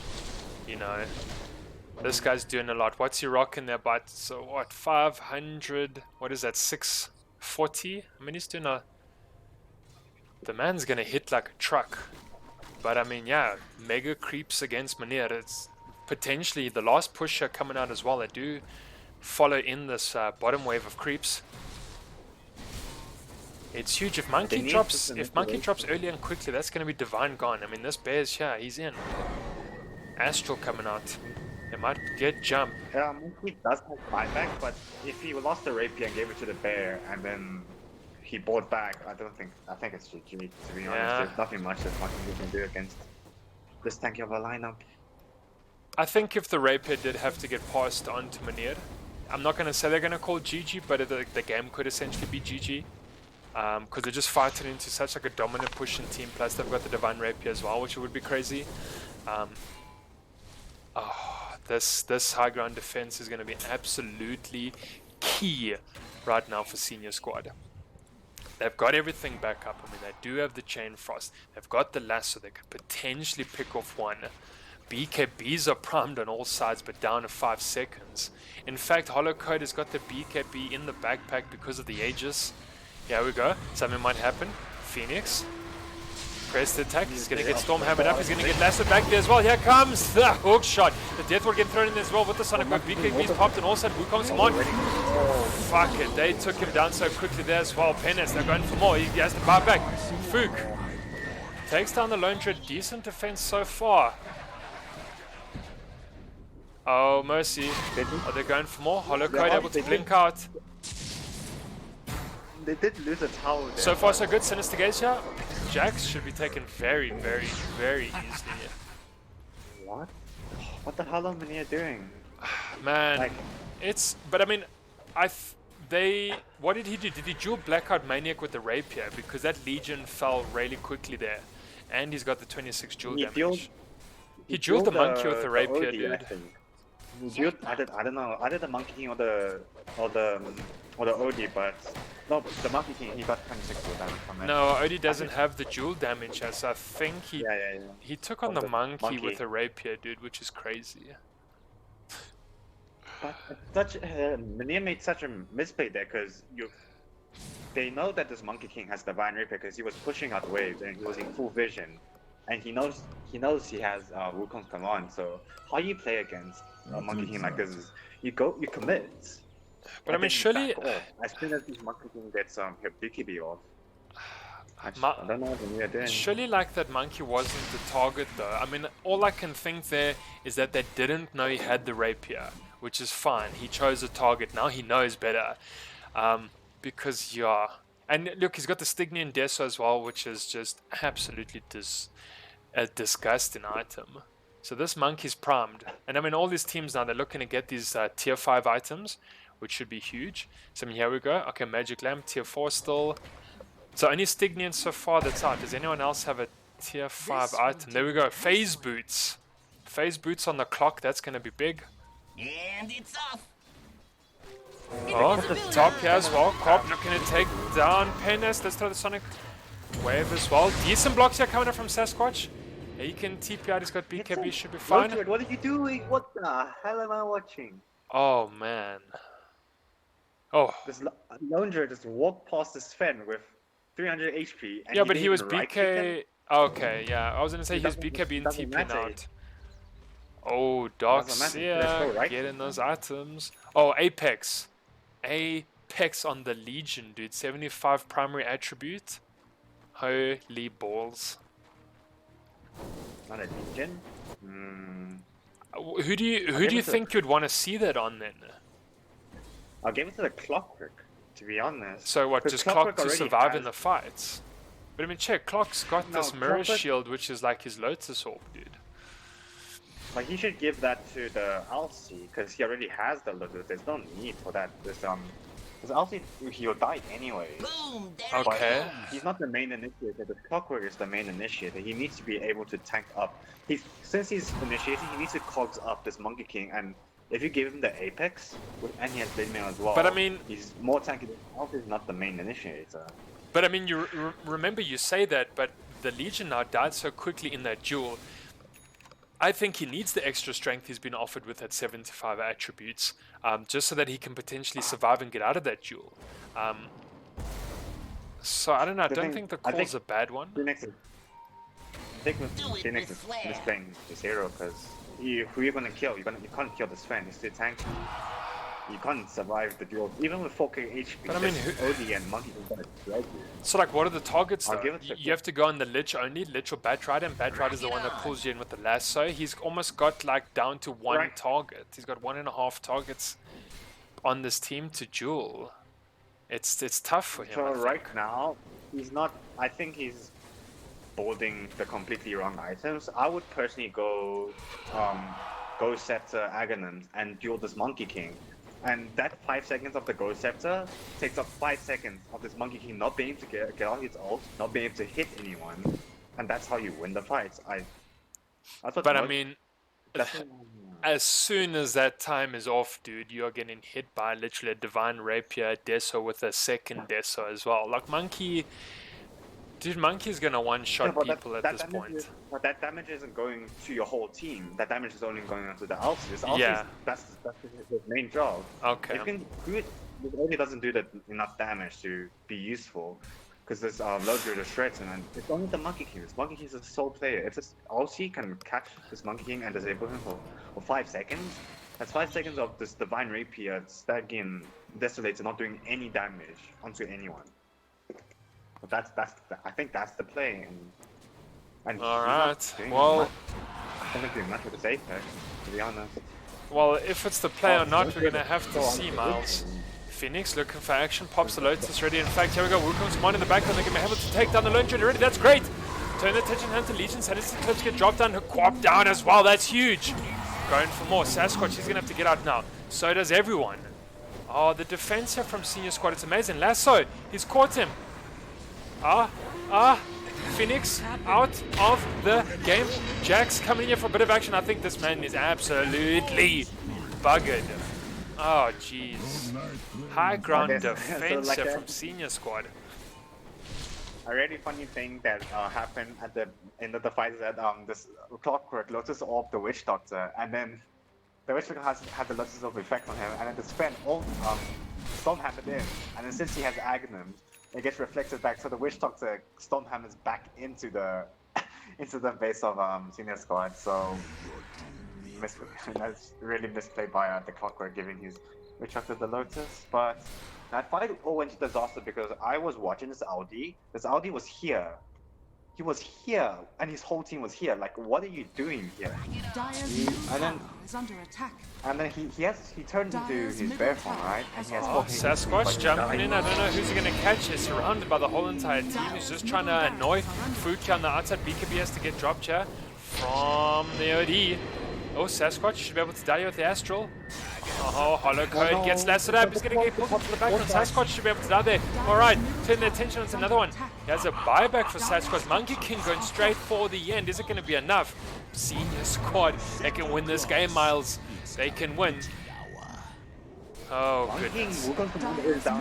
Oh, there we go. There we go. Is it going to be enough? He's got the Rapier on his team. Deathfort getting dropped. It should be enough. Game one. Game one.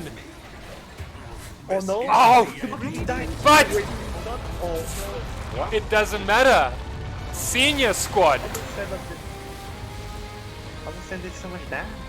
Oh my goodness, guys, that was an absolute crazy game number one. Senior Squad pulling this game back from about what, a 15,000 gold net worth lead that Meneer had, but the Rapier, the Divine Rapier, Miles. Just take a look at the graph, dude. That graph, instantly. That graph was that instantly turned in favor of Senior Squad was when that Aldi was pulled out of position. Before he died, I don't know what they were doing to be honest. Man, Miles, this was such a flippin' crazy game one on the back of that Divine Rapier. That high ground defense was so good. Meneer obviously kind of, that game just completely turned there now in the last high ground fight when they lost. And then of course you've got a Sven and a Monkey King. They're going to run up, they're going straight for your tier 4 towers. You have to buy back, you get in diebacks. You've got Sasquatch trying to annoy the OD. OD's popping BKB, he's not going to die. Oh, hell's bells, that game number one, Miles. It's too good. It's too good. it was really exciting, but I feel like maybe Meneer did miss their time because late game they didn't win a single fight against the late game draft or senior squad. I feel like they did miss their timing, and the squad she wasn't able to do much in the team fight. She couldn't if she blinks in, she gets instantly bursted by this Monkey King, and this Aldi. Um, this Aldi was basically 1v5ing, and you can't really do that against the draft senior squad. It was really hard for Mania. All But right, well, they also did quite a bit. with that, guys, let's take a quick break between the games. Senior squad picking up game number 1 in this best of 3 series. Don't go away. We'll see you soon.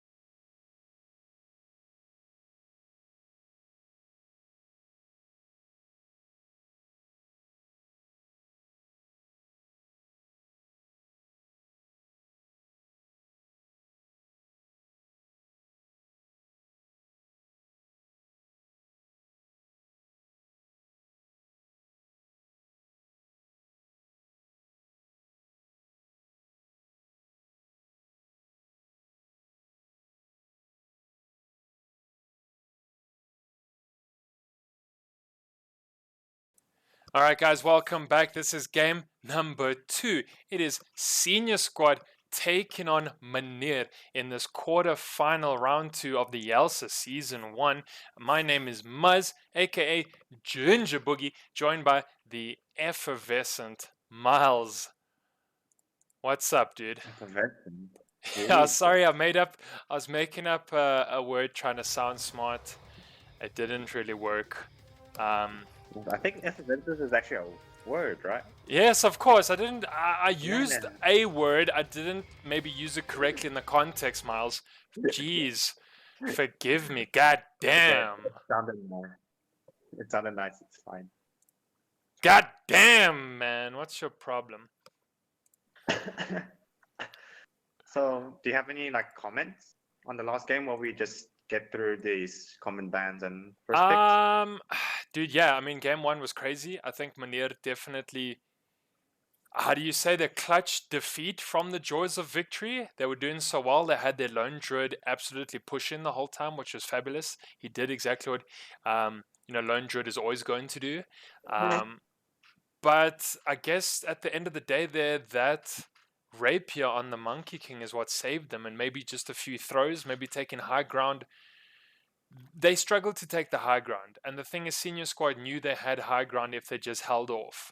So they had the lasso coming out from the bat. He could pull people in if necessary. They had the chain frost getting thrown around. And of course, they had the Wukong's command to protect the heart if they were desperate. Plus, they had that rapier. They were fighting into Megas, it's fine. But it seems like Megas weren't really a problem for them. Yeah, I don't know. I guess, it was Meneer's game to win. And Senior Squad, it's resilience, Miles. Is that type of grit and resilience that makes team go through to the semis and eventually through to the end. And Senior Squad are showing us exactly why they keep winning these competitions. Here they are in the quarters. They already 1 game up. That we might get a game 3, but we're gonna have to see. But yeah, that's all I can say. Senior Squad, well done. They did exceptionally well. They pushed us in an hour game and they did well. Snapfire not getting banned out, Miles. Not like last time. Interesting respect ban from Meneer to ban the Monkey King, which they did realize was a problem, and then equally respect ban from the Aldi from Senior Squad. So both teams realized what was the main problem 10 seconds remaining. for their team, and then they just let through the Snapfire. 5 seconds remaining. I'm hoping for Snapfire starter line, because whenever starter Snapfire line comes in, we get like a 30-minute game, much quicker. It's pretty nice. And a clock pick from Senior Squad. So I don't know. So Senior Squad definitely want to keep up this 100% win rate that they have. And in that game, I mean, late game you can focus, but late game you're just trying to win the game. Like your brain's not as much focus as you were 20 minutes in the game, 30 minutes in. Late game, even pro players, they buckle, they choke under pressure, their brains are not thinking, they just purely want to win the game, and it doesn't really matter. Maybe that's something Meneer needs to develop on. Or maybe both of these teams need to develop on, just like how can I focus much more on my hero and what I'm supposed to do in the team fight late game, like 60 minutes, 50 minutes of the game. So Miles, what exactly are we getting from both his teams right now? Senior Squad with the Cottle and the Clock. You think Sasquatch had such a good game that it forced Senior Squad to actually take that Clock? Or do you believe Clock is just such a good hero in his own right? I mean, I think Clock is able to do so much. Even if he doesn't have his level 6, he's really good at zoning out. Like level 3 Clock, level 1 Cogs, and then level 2 Battery Assault. Which hero can man up to that? No one. Unless you have like Monkey King or something, but not a lot of heroes can man up to a Clockwork level 3 running at you in the lane. All you can do is just run back to tower, wait for a thing to be over, and then by the time that is over, you missed like 2 creep waves. 10 seconds That's remaining. easy experience or easy XP. I think it's just a good pause for. 5 And then seconds on remaining. the Cottle pick, Cottle's really strong. Cottle already combos. Dire team back. Really picked up momentum in this patch because people realize his abilities to combo with people like Necrophos, Bristleback, people who have short cooldowns who can get instantly their second spell off by the chakra magic of Koto. That's just a good support hero. And on the side of Meneer, Snapfire, nothing to say, just broken support. With the Disruptor, they have a lot of team fights and catch 5 seconds remaining. with the Disruptor, and this team fight is really important. I think Meneer last draft, they didn't emphasize too much on the team fight. They only had Quap, who had one ulti that was AoE that could affect the team fight, but right now they have 2. So maybe they realized that team fighting their team fighting last game wasn't that good. It was messy, it was chaotic, they were out of position. And so I did previously say that Koto likes being comboed up with Necrophos. That's probably a Necrophos with the Koto lane. Maybe off lane? I have no idea. But 10 seconds remaining. You can see that on Meneer's side, they did ban out the Bristleback. So the most common combo with Koto was the Bristleback Koto lane. Pretty fucking broken, to be honest. You have anything to say, Muzz? Sorry, I'm so like breathless and pumped from that last game, dude. I guess I'm just trying to like gather myself. This break maybe was too short for me just to get back to kind of my zen space. So what do we have right here from Senior Squad? A Necrophos, which is obviously amazing. A bit of a flex in his own right there. Off lane with the mid as well. So I think pretty open from them. Same with the clock again. It's open, but more than likely it's going to be a support. Kind of what we were saying earlier. I think maybe clock is losing that bit of core 3 rollways, moving more towards a 4, which is fine. I think he offers that initiation where the Kotal's going to drop a Wisp, which has a lot of the crowd control, which is awesome. But on the flip side of that, you got Disruptor, which has his own crowd control, which is amazing, into something like what, Static Storm and then Mortimer's Kisses. So the thing is, so what, the cores on Meneer are going to be able to hit down the Wisp quite quickly and easily because they can get backed up by kisses. You know, you're not gonna try like beat down heroes with that Wisp when you've got kisses falling down on your head. Plus, you know, you might have the primal split coming out from the Brewmaster as well, which is gonna cause a lot of chaos in and amongst the Static Storm and the Kinetic Field as well. Sorry, I think I meant the Kinetic Field first, the Static Storm sure later if you need the stuns. So there's definitely like a lot of pros and cons to both of what these teams have. You know, there's good crowd control coming out from both teams. There's, you know, there is heals here on Senior Squad. I was going to say not really on Meneer right now unless he gets that cookie talent, then you only get 250 HP. But of course you got the primal base split on that side, which is great. Into Mortimer's Kiss could cause you a lot of trouble. If you're not going to get the Wisp down quick enough, then you might get caught. But I don't really see who's going to get caught in Wisp right now because your Snapfire is going to be too far away, I think, to feel the effect. Then maybe you just kill the Disruptor and you might get, like, I don't know, whatever, the Wind Bear or something from the Brew, and then his Earth Bear just runs away. So, I mean, yeah, both his drafts good and bad right now. I don't think I see a clear winner. You can see Senior Squad taking a lot of time for the next pick as well. Things are looking pretty solid. You know, you can't pull out the Nyx Assassin now either because, you know, you've got your supports and I don't think you're going to play a core Nyx Assassin. There's no Morph, so you don't have that low cooldown carry in this game. The Ursa's out again. Respect ban on the Monkey King, Miles. I don't know if you brought that up, but yeah, there's the Monkey King out. Admiral Conker. Blackout Maniac played a really good Monkey King. I must give it to him. It was an excellent Monkey game. Lich getting pulled there as well, so you're not going to have Mowgli on the Lich. Amazing ST support. Timber as well, amazing right now. He's out the game, that's fine. Grimstroke, and then the Lone Druid. So you know, there we go. Two big respect bans coming out from either side, with Odyssey's Lone Druid getting banned. You know, he split pushed them a lot. He did his job, but this Conker, Miles, possibly a mid hero. I think it goes to Blackout Maniac. I have seen him a lot in the past, so I do remember him fondly on a Conker. Fook probably could play Conker, but I think Blackout Maniac, he's kind of principal hero back then was the Kunkka. Does Kunkka safe lane? At all? Not really. Kunkka wants to get levels mid lane, and he wants to be able to farm the nearby creep camps without being contested by the other support. Dire team And ban. Kunkka's not played carry that much. It's mostly mid lane because he's able to dominate so many matchups, and he's able to really control the tempo of mid game and early game because he has so much farm and so many levels due to the laning state. So Senior Squad accidentally picked the Will-O-Wisp, Kotal's Will-O-Wisp into the Snapfire, so they must have a plan to deal with the Snapfire's low shredder. Something I want to add on to that is that the positioning of the Snapfires will be really important because he can choose either to commit his low shredder to kill the Will-O-Wisp, but at that point, if you're committing, you might just get torrented bolted and just burst it.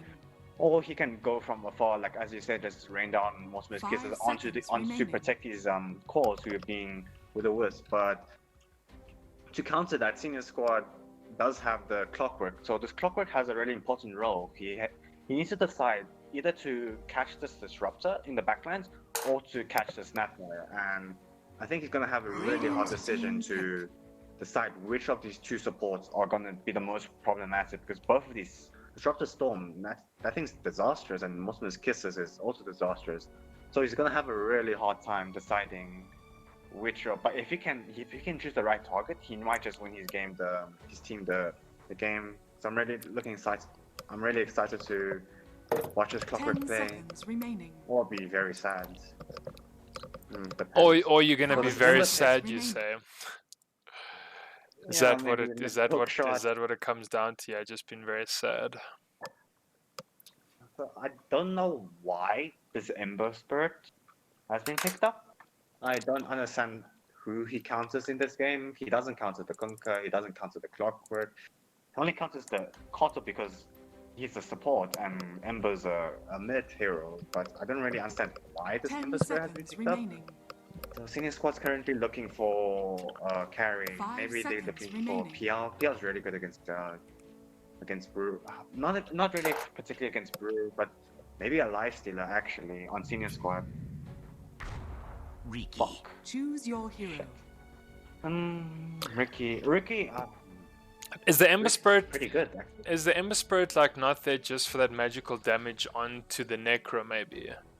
I know it's kind of not the lane, and their Fook is picking up the Kunkka. Maybe just a bit of to apply a bit more kind of magic damage, with kind of the ability to get out of fights and do a lot of damage. I mean, Ember's a good pick. I don't know if it's a good pick into the lineup, but it's always a decent pick though. I mean, even Ember being played, support these days by pros, so. I personally don't like. I don't know what he's gonna accomplish this game. You can't burst the Clock, you can't burst the Necro, you can't burst the Kunkka, you can't even catch this Ricky. You can only catch the Kotal, but with Boats and Necrofrost sustained, you're gonna have a really hard time playing. But Hollow Code, let's just see. He did play an excellent quad game, but because he dumped it mid lane. But I think Fook has the upper hand when because he's playing Kunkka against Ember Spirit. But talking about this Ricky pick, Ricky is a really good carry right now. I really like him because he has 6 armor in lane and he has a lot of damage. And his ability to, in the mid game and late game, to just jump any carry or any supports from like across the map is amazing. Ricky counters Juggernaut because as soon as you Omni Slash, he can Tricks or Trade. He counters Ember Spirit because you jump and then diffuse a base smoke screen. And you do like 3 shot supports in the late game. Should be a real problem for this Sapphire Disruptor, but I'm favoring Senior Squad's draft again. I just think this Ricky pick really, if he plays as well and doesn't fuck it up, I think he has a really good chance of just 1v5ing everyone.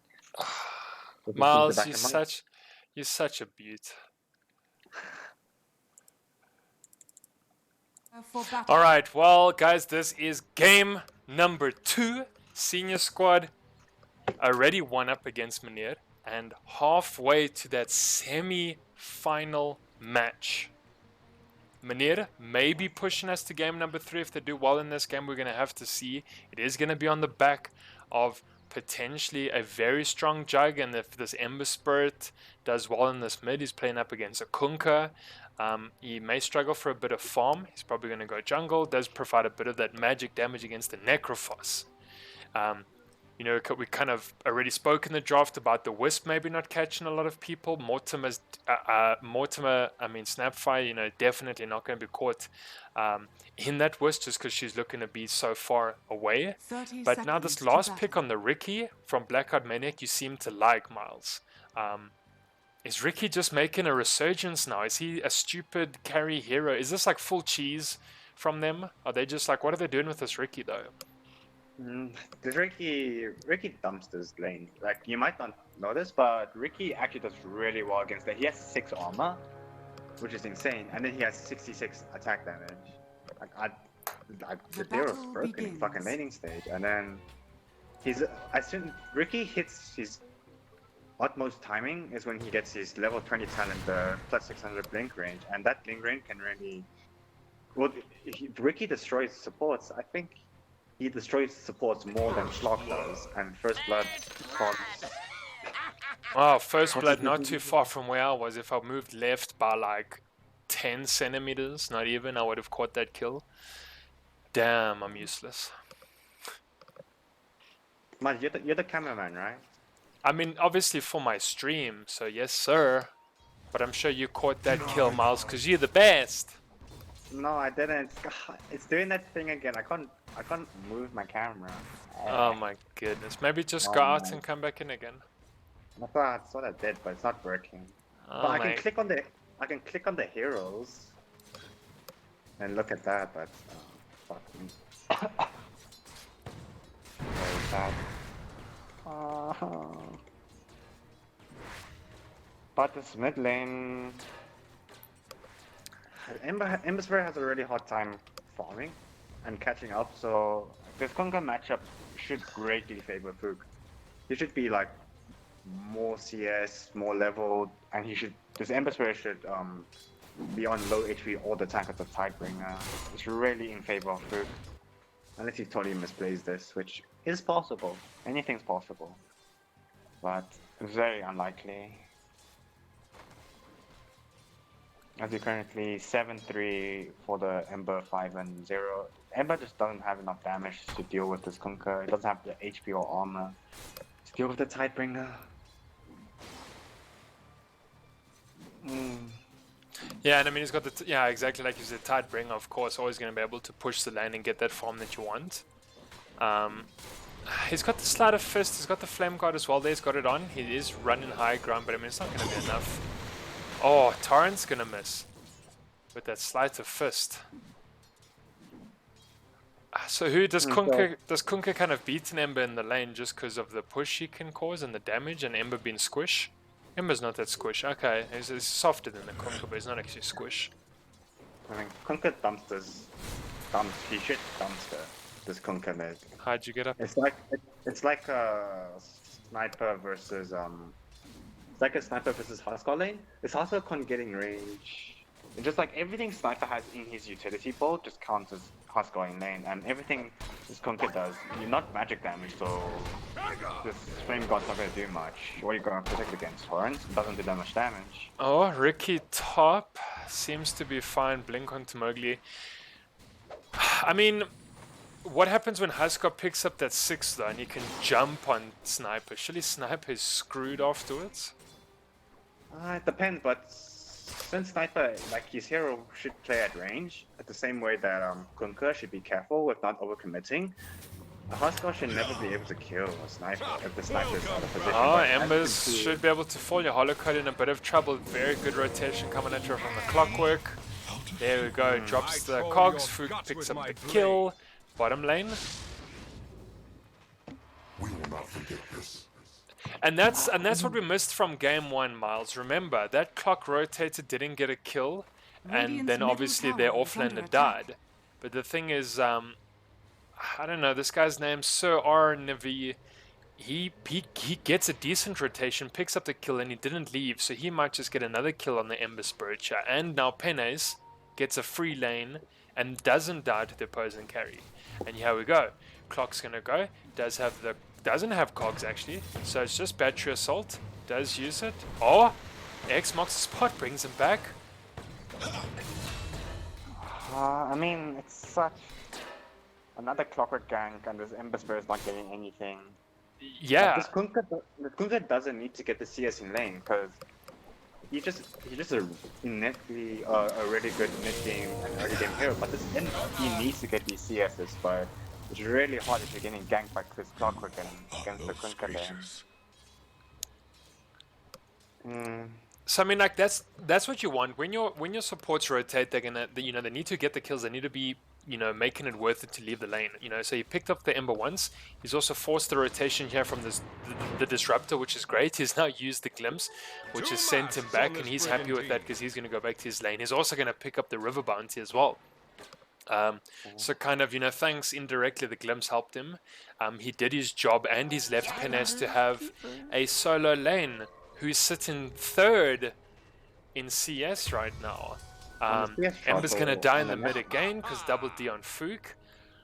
Oh, things looking good for Senior Squad this game. I don't know, Miles, do you feel like when you come off the back of a win, your morale's good? And I think they're definitely going to play this game. It might even be a quicker game from Senior Squad. I mean, hopefully this Kunkka, hopefully Fook, he's playing the Kunkka, right? Yeah, hopefully Fook doesn't go Radiance Daedalus, like a Papega. Hopefully he goes like drums. Like a Papega, you say? Like a Papega. So this Kunkka, as a Kunkka player, I'm not a Kunkka player, but I've seen many.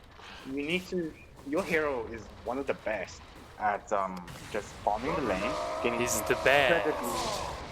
Like the best.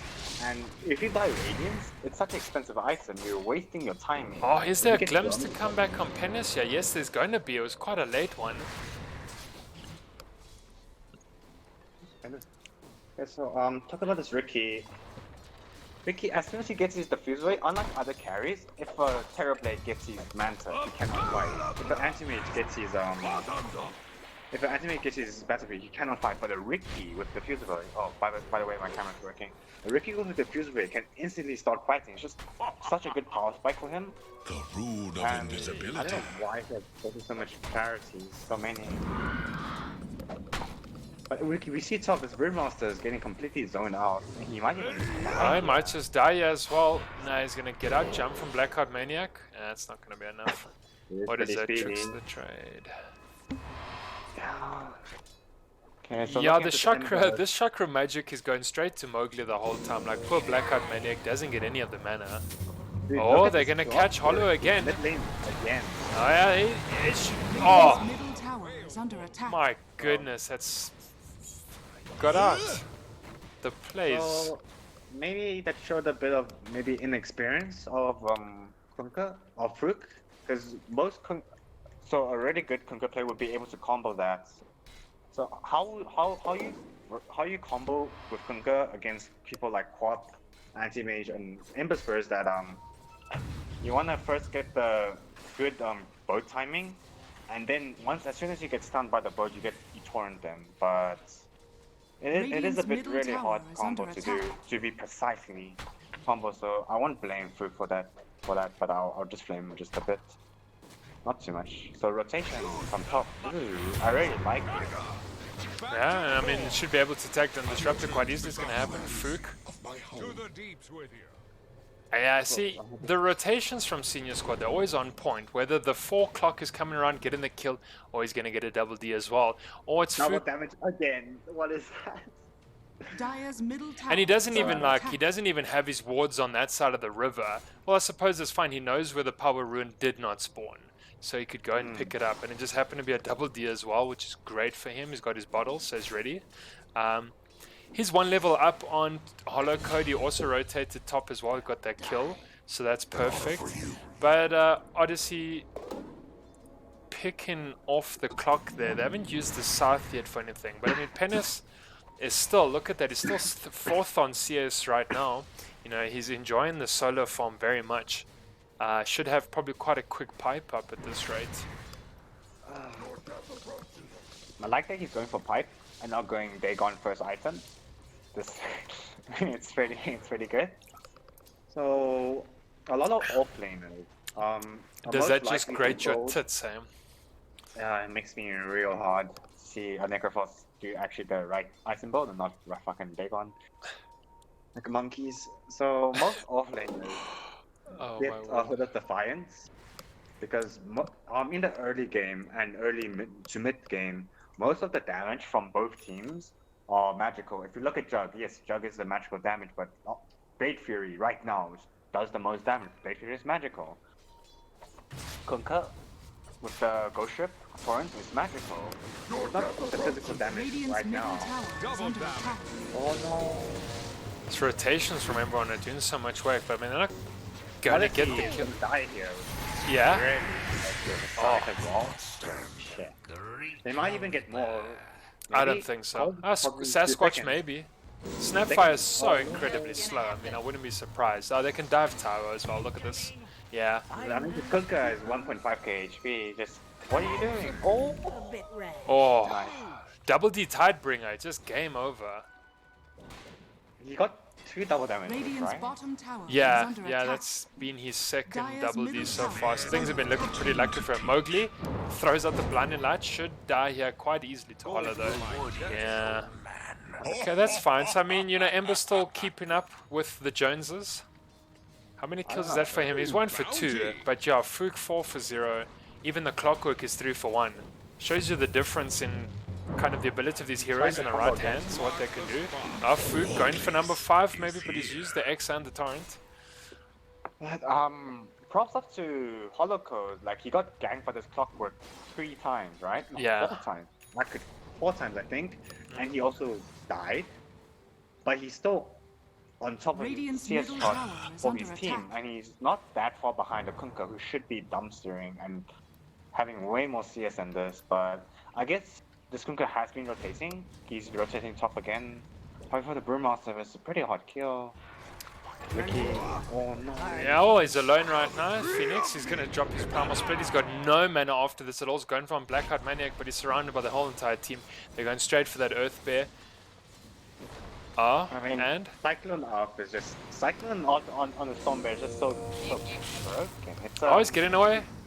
Oh, Illuminate was so close there. Penis dropping in the bottom lane. They're throwing the Ghost Ship as well. They're really getting everything to kill him. You know what? It's fine. They secured the kill and they should hopefully push this tower because they've got the whole main rotation. Meanwhile, here in the bottom lane, Odyssey pushing the opposing tower as well. So. And Juggernaut pushes quickly. Hey, like Juggernaut's gonna drop this tower. Like it's gone. Mid lane. Such a miscommunication between TPs. So this Kunkka and Clockwork TP both mid, which is fine. I'm happy that they were looking at the map and looking that the mid was being pressured, but only this Clockwork needs to TP mid because he can't really die to this Endless Bear if he's not out of position. And this Kunkka could have defended against this Jug and Disruptor push on the tower. So they need just miscommunication or misunderstanding of the hero spikes, because it's a common mistake that I see like often. Well, senior squad being the team leading now from the onset. You know, they trailed Meneer for quite a long time in that last game, and now they're the ones with the 4k net worth lead and 5 kills up. There we go. Okay, so the Mortimer's Kisses finally came out from Sasquatch, killing Penes. We saw the combo of the connected field with the Mortimer's Kisses. You get connected field, and almost each glob is guaranteed to hit you because this guy's a dead man. Yeah, he commits the whole entire boat just for a support. It's quite extreme, but he's got a low cooldown, and I suppose a minute. It's not that bad. Rain doesn't really top matter. lane? This supposed to be doing exactly this. He needs to be. You're just rotating him. He doesn't need to be farming that much because no one can kill him right now. And he's got an omelet already as well. So yeah, he's actually doing very well. Plus he's got the Iron Talon, extra attack speed on the armor with on top of the omelet. So I mean, I almost want to say that, yeah, sure, committing that ghost ship for a support is fine because it gets him kills, which is great. He's doing well. He's probably 5 or 6 for nothing now. Yeah, 6 for 0, which is great. The worst thing is that sitting on low cooldown heroes, low cooldown abilities, like And there's another double D, Miles. Can you even, dude? actually paying Gaben. What is this? Yeah, Gaben, who prays to our Lord Gaben. Radiant's bottom tower is under attack. Torrent, he might get the threat, but the jug is Oh, there. no, so it's the fine. The jug right now is being pushed out of the bottom lane, out of his jungle, and he's Radiant's forcing to bottom farm tower at the is same under area attack. as his Ember Spear, which is a disaster. And right now, he's not even Radiant farming, he's structures defending are the tower, but fortified. how are you going to defend against a double damage Kunkka? Oh, X marks the spots. Does bring out the... Oh, the glimpse. Back. It's a battle. I was just about to say the ghost ship's not going to land, but I mean, Disruptor's getting stuck there. Omnislash getting thrown onto Mowgli, jumps into food. Dire's top tower Oh, that's is fine. under Support Look for at that support. man, It's 2 versus 1. Can they kill him? Should be able to. Does not. He's got a TP. Can he get us? Got the omelet. The TPs are coming in quickly. Blackout Maniac. He's going to jump in. Oh, turns his attention onto Hollow Code. We've got Eye of here in the background. Hollow Code Ember tricks is the the trade. He devil, can this jump is on him. fine. Oh, kisses. Getting thrown out. The deterrent saves Hollow Code. Nice. That was still in favor of. No, I think this Brewmaster might even die. Clockwork hookshot? So, no.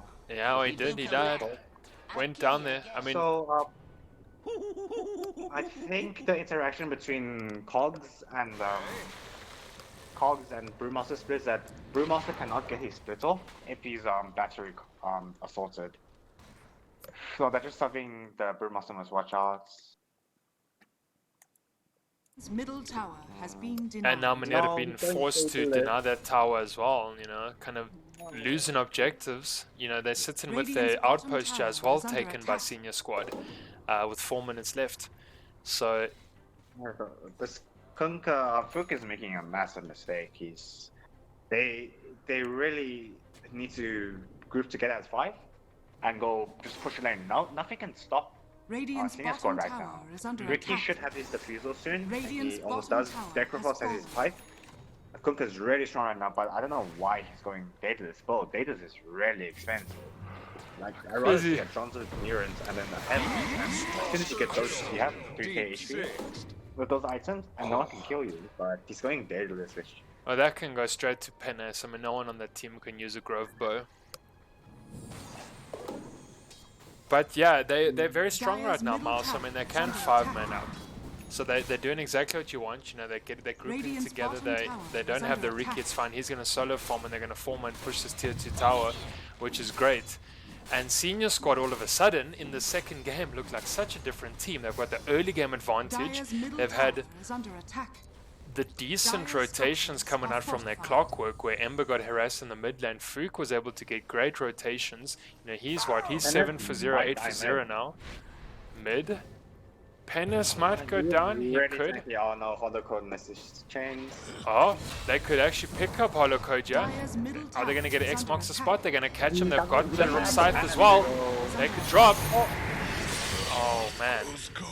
There He it didn't have is. the mana for the remnant. Top lane here as well. Clock in a bit of trouble, surrounded by 4. Oh, gets out. Hook shots to a range creep. Invisibility. Take this up, but no way. Dire's top So- But there we go, Ranged Scatter attack. Blast finishes him off. But you know what? Here's what they An were Ember doing. Ember Ember traded for- for, yeah, I don't know, Clock and Ricky, so yeah, it's okay. Radiant's So bottom Senior tower Squad is under was doing attack. what we wanted them to do. They were grouping as 5. But then Dire's as top soon as this tower Ricky got is gone under on, they Radiant's panicked. bottom tower And this has Clockwork TP fallen. top. And now since the clock is dead, it makes pushing this mid tower really difficult. Top tower Because you has don't have fallen. anyone to cancel this Muzz kisses. But You cannot tell me that is another double D. oh my god, what the fuck? That's 4 Senior double damage. Squad, who have you paid off? We want Actually, to question know. mark. 4 double damages on the Kunkka game. Oh my god. It's huge though, Miles, like that, and it's made a huge difference to his mid game. He's able to bottle them up. He's able to get those charges again, so he can stay in the lane. Plus, he's just been, you know, able to amplify his Tidebringer as well, which is huge. I think Fook, he has had a decent amount of luck in this game, because obviously the RNG to give you 4 double Ds before the 20-minute mark already is actually absolutely huge. Disruptor goes down. I don't think we even are interested at this moment. We're so, I think, baffled by the RNG of this damn game. He's going to save it. I don't think he even needs to use it to pop this tier 1 tower now. Oh, okay, he's going to. And I mean, this push is going to be incredibly fast from them, and I don't think Meneer are going to even be able to react in time. Yeah, Blackout Maniac. Yeah, he's okay. He can get a heal coming up from Penis now as well. I don't know why he activated double damage for that. That could have been safe for further fight or even tier 2 push, but I won't judge. I just exercise. So I mean, if we take a look at Meneer's side, how is the Ember and the Juggernaut doing right now? Ember Spirit looking to get a Deso, doesn't have it. He's going to get gone on Blackout Maniac, but it's fine. He can get out. Look at that combo that took 80% of his HP, and Ember Spirit didn't even use a spell. Like that's the power of Ricky Lakin. Like he's gonna do the same thing to this Jug. Like if he had smoke screen. Yeah, he can TP out. There's no catch, but that's fine because he forces him back to base, and he's just gonna farm their jungle. Ricky's just such a good carry. Like he's able to do so much. Oh, Mortimer's Kiss is coming out. I think it was a bit too early. Hookshot coming in as well. They've caught 2 in the backline. But double call with the. Oh boy! Oh. That's actually ridiculous. Ghost Ship coming in with a massive scythe as well. Gets Penis the double kill. Odyssey should be able to fall here as well. Got X marks. But that's a 3-for-1 trade where they only lost to Kotl, which is nothing. He got his Wisp off as well in the fight, which was great. And then, dude, literally cogs Ghost Ship and Scythe, man. They dropped everything. I don't see how this Ember Spirit is supposed to carry this game. This Juggernaut's playing Battle Fury. I'm not too sure about that. And this Ember Spirit, he's getting countered by the X-Mark, by the Cogs, by the fucking Ricky, and he's just not able to do anything. And he needs to rely on this Juggernaut, but this Juggernaut's not going fighting both. He's going Battle Fury. It makes me sad. But what makes me sad is that Senior Squad are backing off into their own jungle after they just won the team fight mid, took out 3 heroes, and also took out tier 2 mid. Why are you farming your own jungle? Why don't you take control of the triangle of the enemies and then the outposts and then all this available space? I don't know why teams keep falling back to their own jungle when they're really strong mid game. Like they're 13k ahead net worth, but they're still playing afraid with a Conquer mid game. I don't know. Oh, Ember with those remnants, but I mean, it's not going to save him if he. I mean, yes, it is going to save him, but he's running away constantly. I mean, as soon as this Ricky catches him on a smoke screen, he's just dead. He needs a 4-star from his supports, and only Snapfire is building the 4-star, but the Disruptor, he's building Italians? I don't really know why. You need both 4-star for your Ember, sir. Fucking misplays everywhere.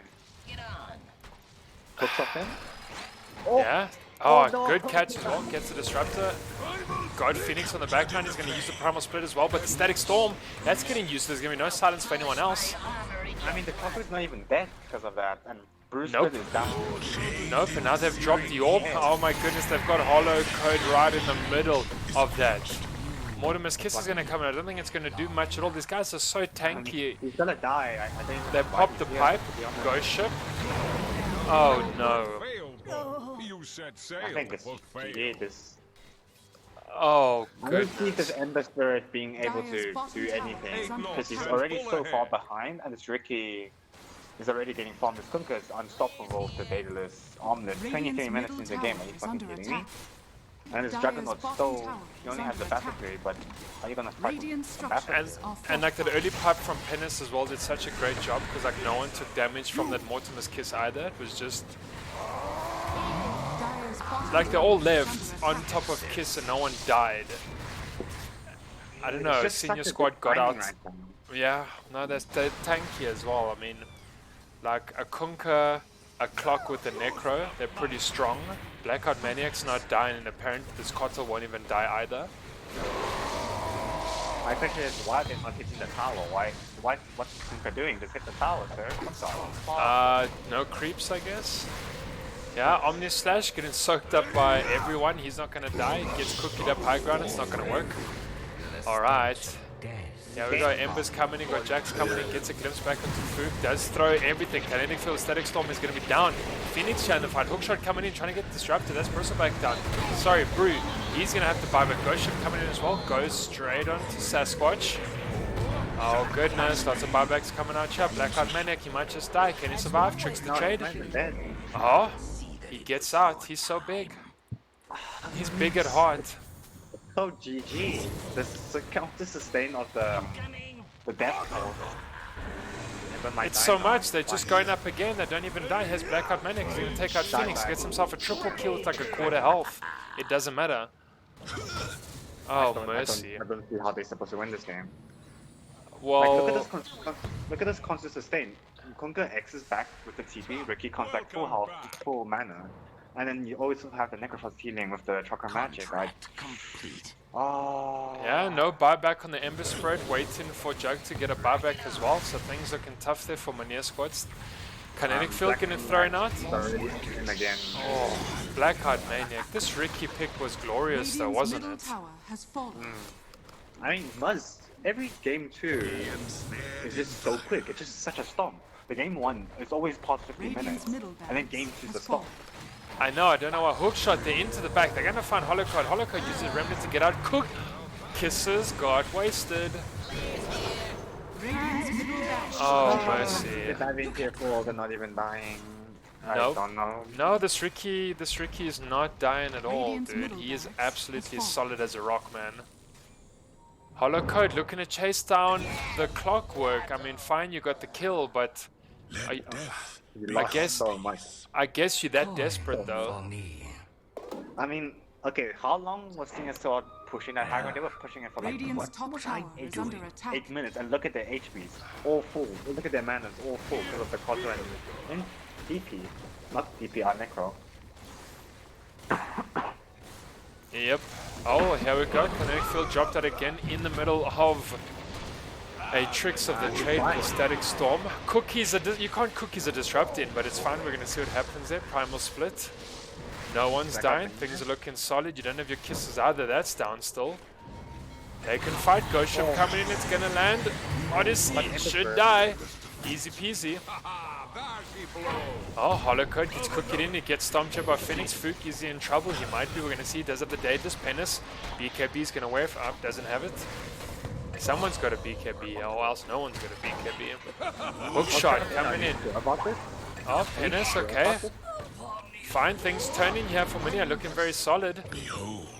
Oh, he's still fighting here in the background. They can, it's just a Clockwork. He should die here. Is there a glimpse? There's no glimpse. They never connect field. They can trap him. Oh, come on, one more hit. Someone touch him. Fine, Thunderstrike will do its work. Oh my god, I hate watching this happening to decent teams who are like really far ahead. The Kunkka, Necro, and Ricky was there, right? But the Picasso was at base. I don't even know where the Clockwork was. You're taking a fight. So Clock was dead, remember, because the Ember killed him, and then he obviously, you know, he came in very late there to that fight because he was dead. Maybe it could have been the difference, I'm not sure, but Senior Squad, like, they were so far ahead. You need to stick as 5. If you start like solo playing, you start losing the game. You need to play as 5. It's not that hard. Yeah. Ember might die here if Ricky can get the smoke screen off, and oh my god. So hard. He even died back 90 seconds on the board. I mean, like, stop bombing. Go fucking push. Is Miles, is that what we're gonna see now? Just like Ricky carrying our pubs? Is that the thing? Just like he's too OP to fail? Ricky has been broken for quite a while.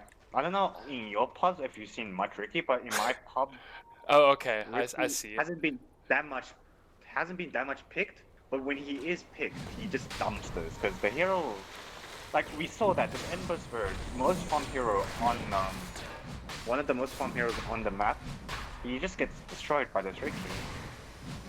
And if he gets destroyed, this thing about this disruptor, the support, he's gonna get 3-shot by this Ricky. So, you know, fine, Miles. I'll accept that kind of backhanded compliment or whatever it was. If I want easy MMR, can I play Ricky and win games? Yeah, 100%. Okay, thank you. So the good thing about Ricky is that he only needs the diffuser blade to come online. If you have a diffuser blade, you can fight with your team. He's not like an anti-mage. You don't need 30 minutes of farm. You just need 80 minutes of decent farm, and then you can get your diffuser, and then you can just dump Radiant's stuff. top tower has fallen. Think of, like, as soon as he hits his level, this is not even his spike right now.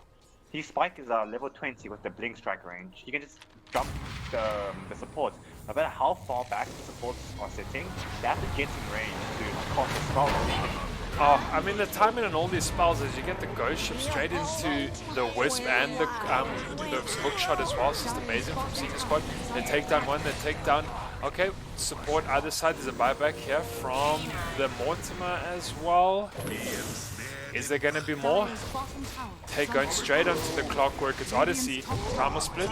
Not coming out. Oh, Cook is onto who? I thought I was going to go into the Brewmaster. Didn't. Fine. Are they chasing? There's a X marks the spot on Odyssey. What am I looking at?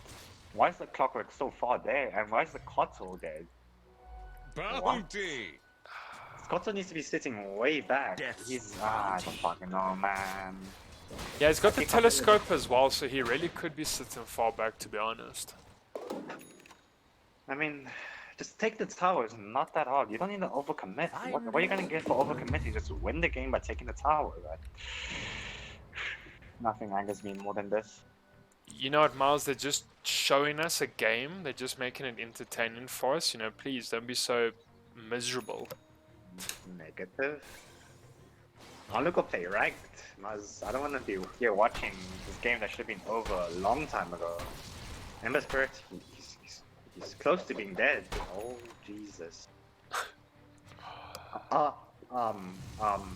BKB, sir. All right, Jax. So that's Jax. He's gonna go down pretty easy, like you said. Kind of Ricky. You know, Ricky can kill anyone. I didn't even know what the BKB was, to be honest. He's just doing his damnedest, okay? He's trying. Radiant's top tower is under attack. I mean, here we go. Radiant structures are fortified. I can run with the point bot, sir. I mean, look at this Ricky. This Ricky's jumping the support and there's nothing. Yeah, dude, he's so big. He's got this Orbit Distraction as well. Yeah, Odyssey with the Blade Fury. I think it's going to do too much to Fook with the BKB as well. Hookshot's going to miss. That's hit the creep. Blackout Maniac. Wisp getting dropped. They catch Phoenix. He does fall. They look for more. Scythe coming out. Takes down Odyssey. He's out for a long time, hey. 100 seconds in Dota. That's a lifetime. Especially against such a... I mean... We couldn't... I don't see how Meneer are gonna win this unless... But look at this Ricky. He's just diving. He just doesn't... Oh, yeah. He's too strong. You know he'll go for more. Oh, Syrian Chains can't even Chains. fully commit because he has to play so scared because of his Ricky. He's a big boy, that Ricky. He's doing the most. Bottom tower has fallen. Oh, he's just gonna fountain dive. Radiant's bottom tower has fallen. Radiant's middle tower He's just is getting under attack. pinged out by Penance as well. Penance is probably like, why the hell are you dying there? Radiant's bottom Oh, Fook is green. Okay, well, Fook.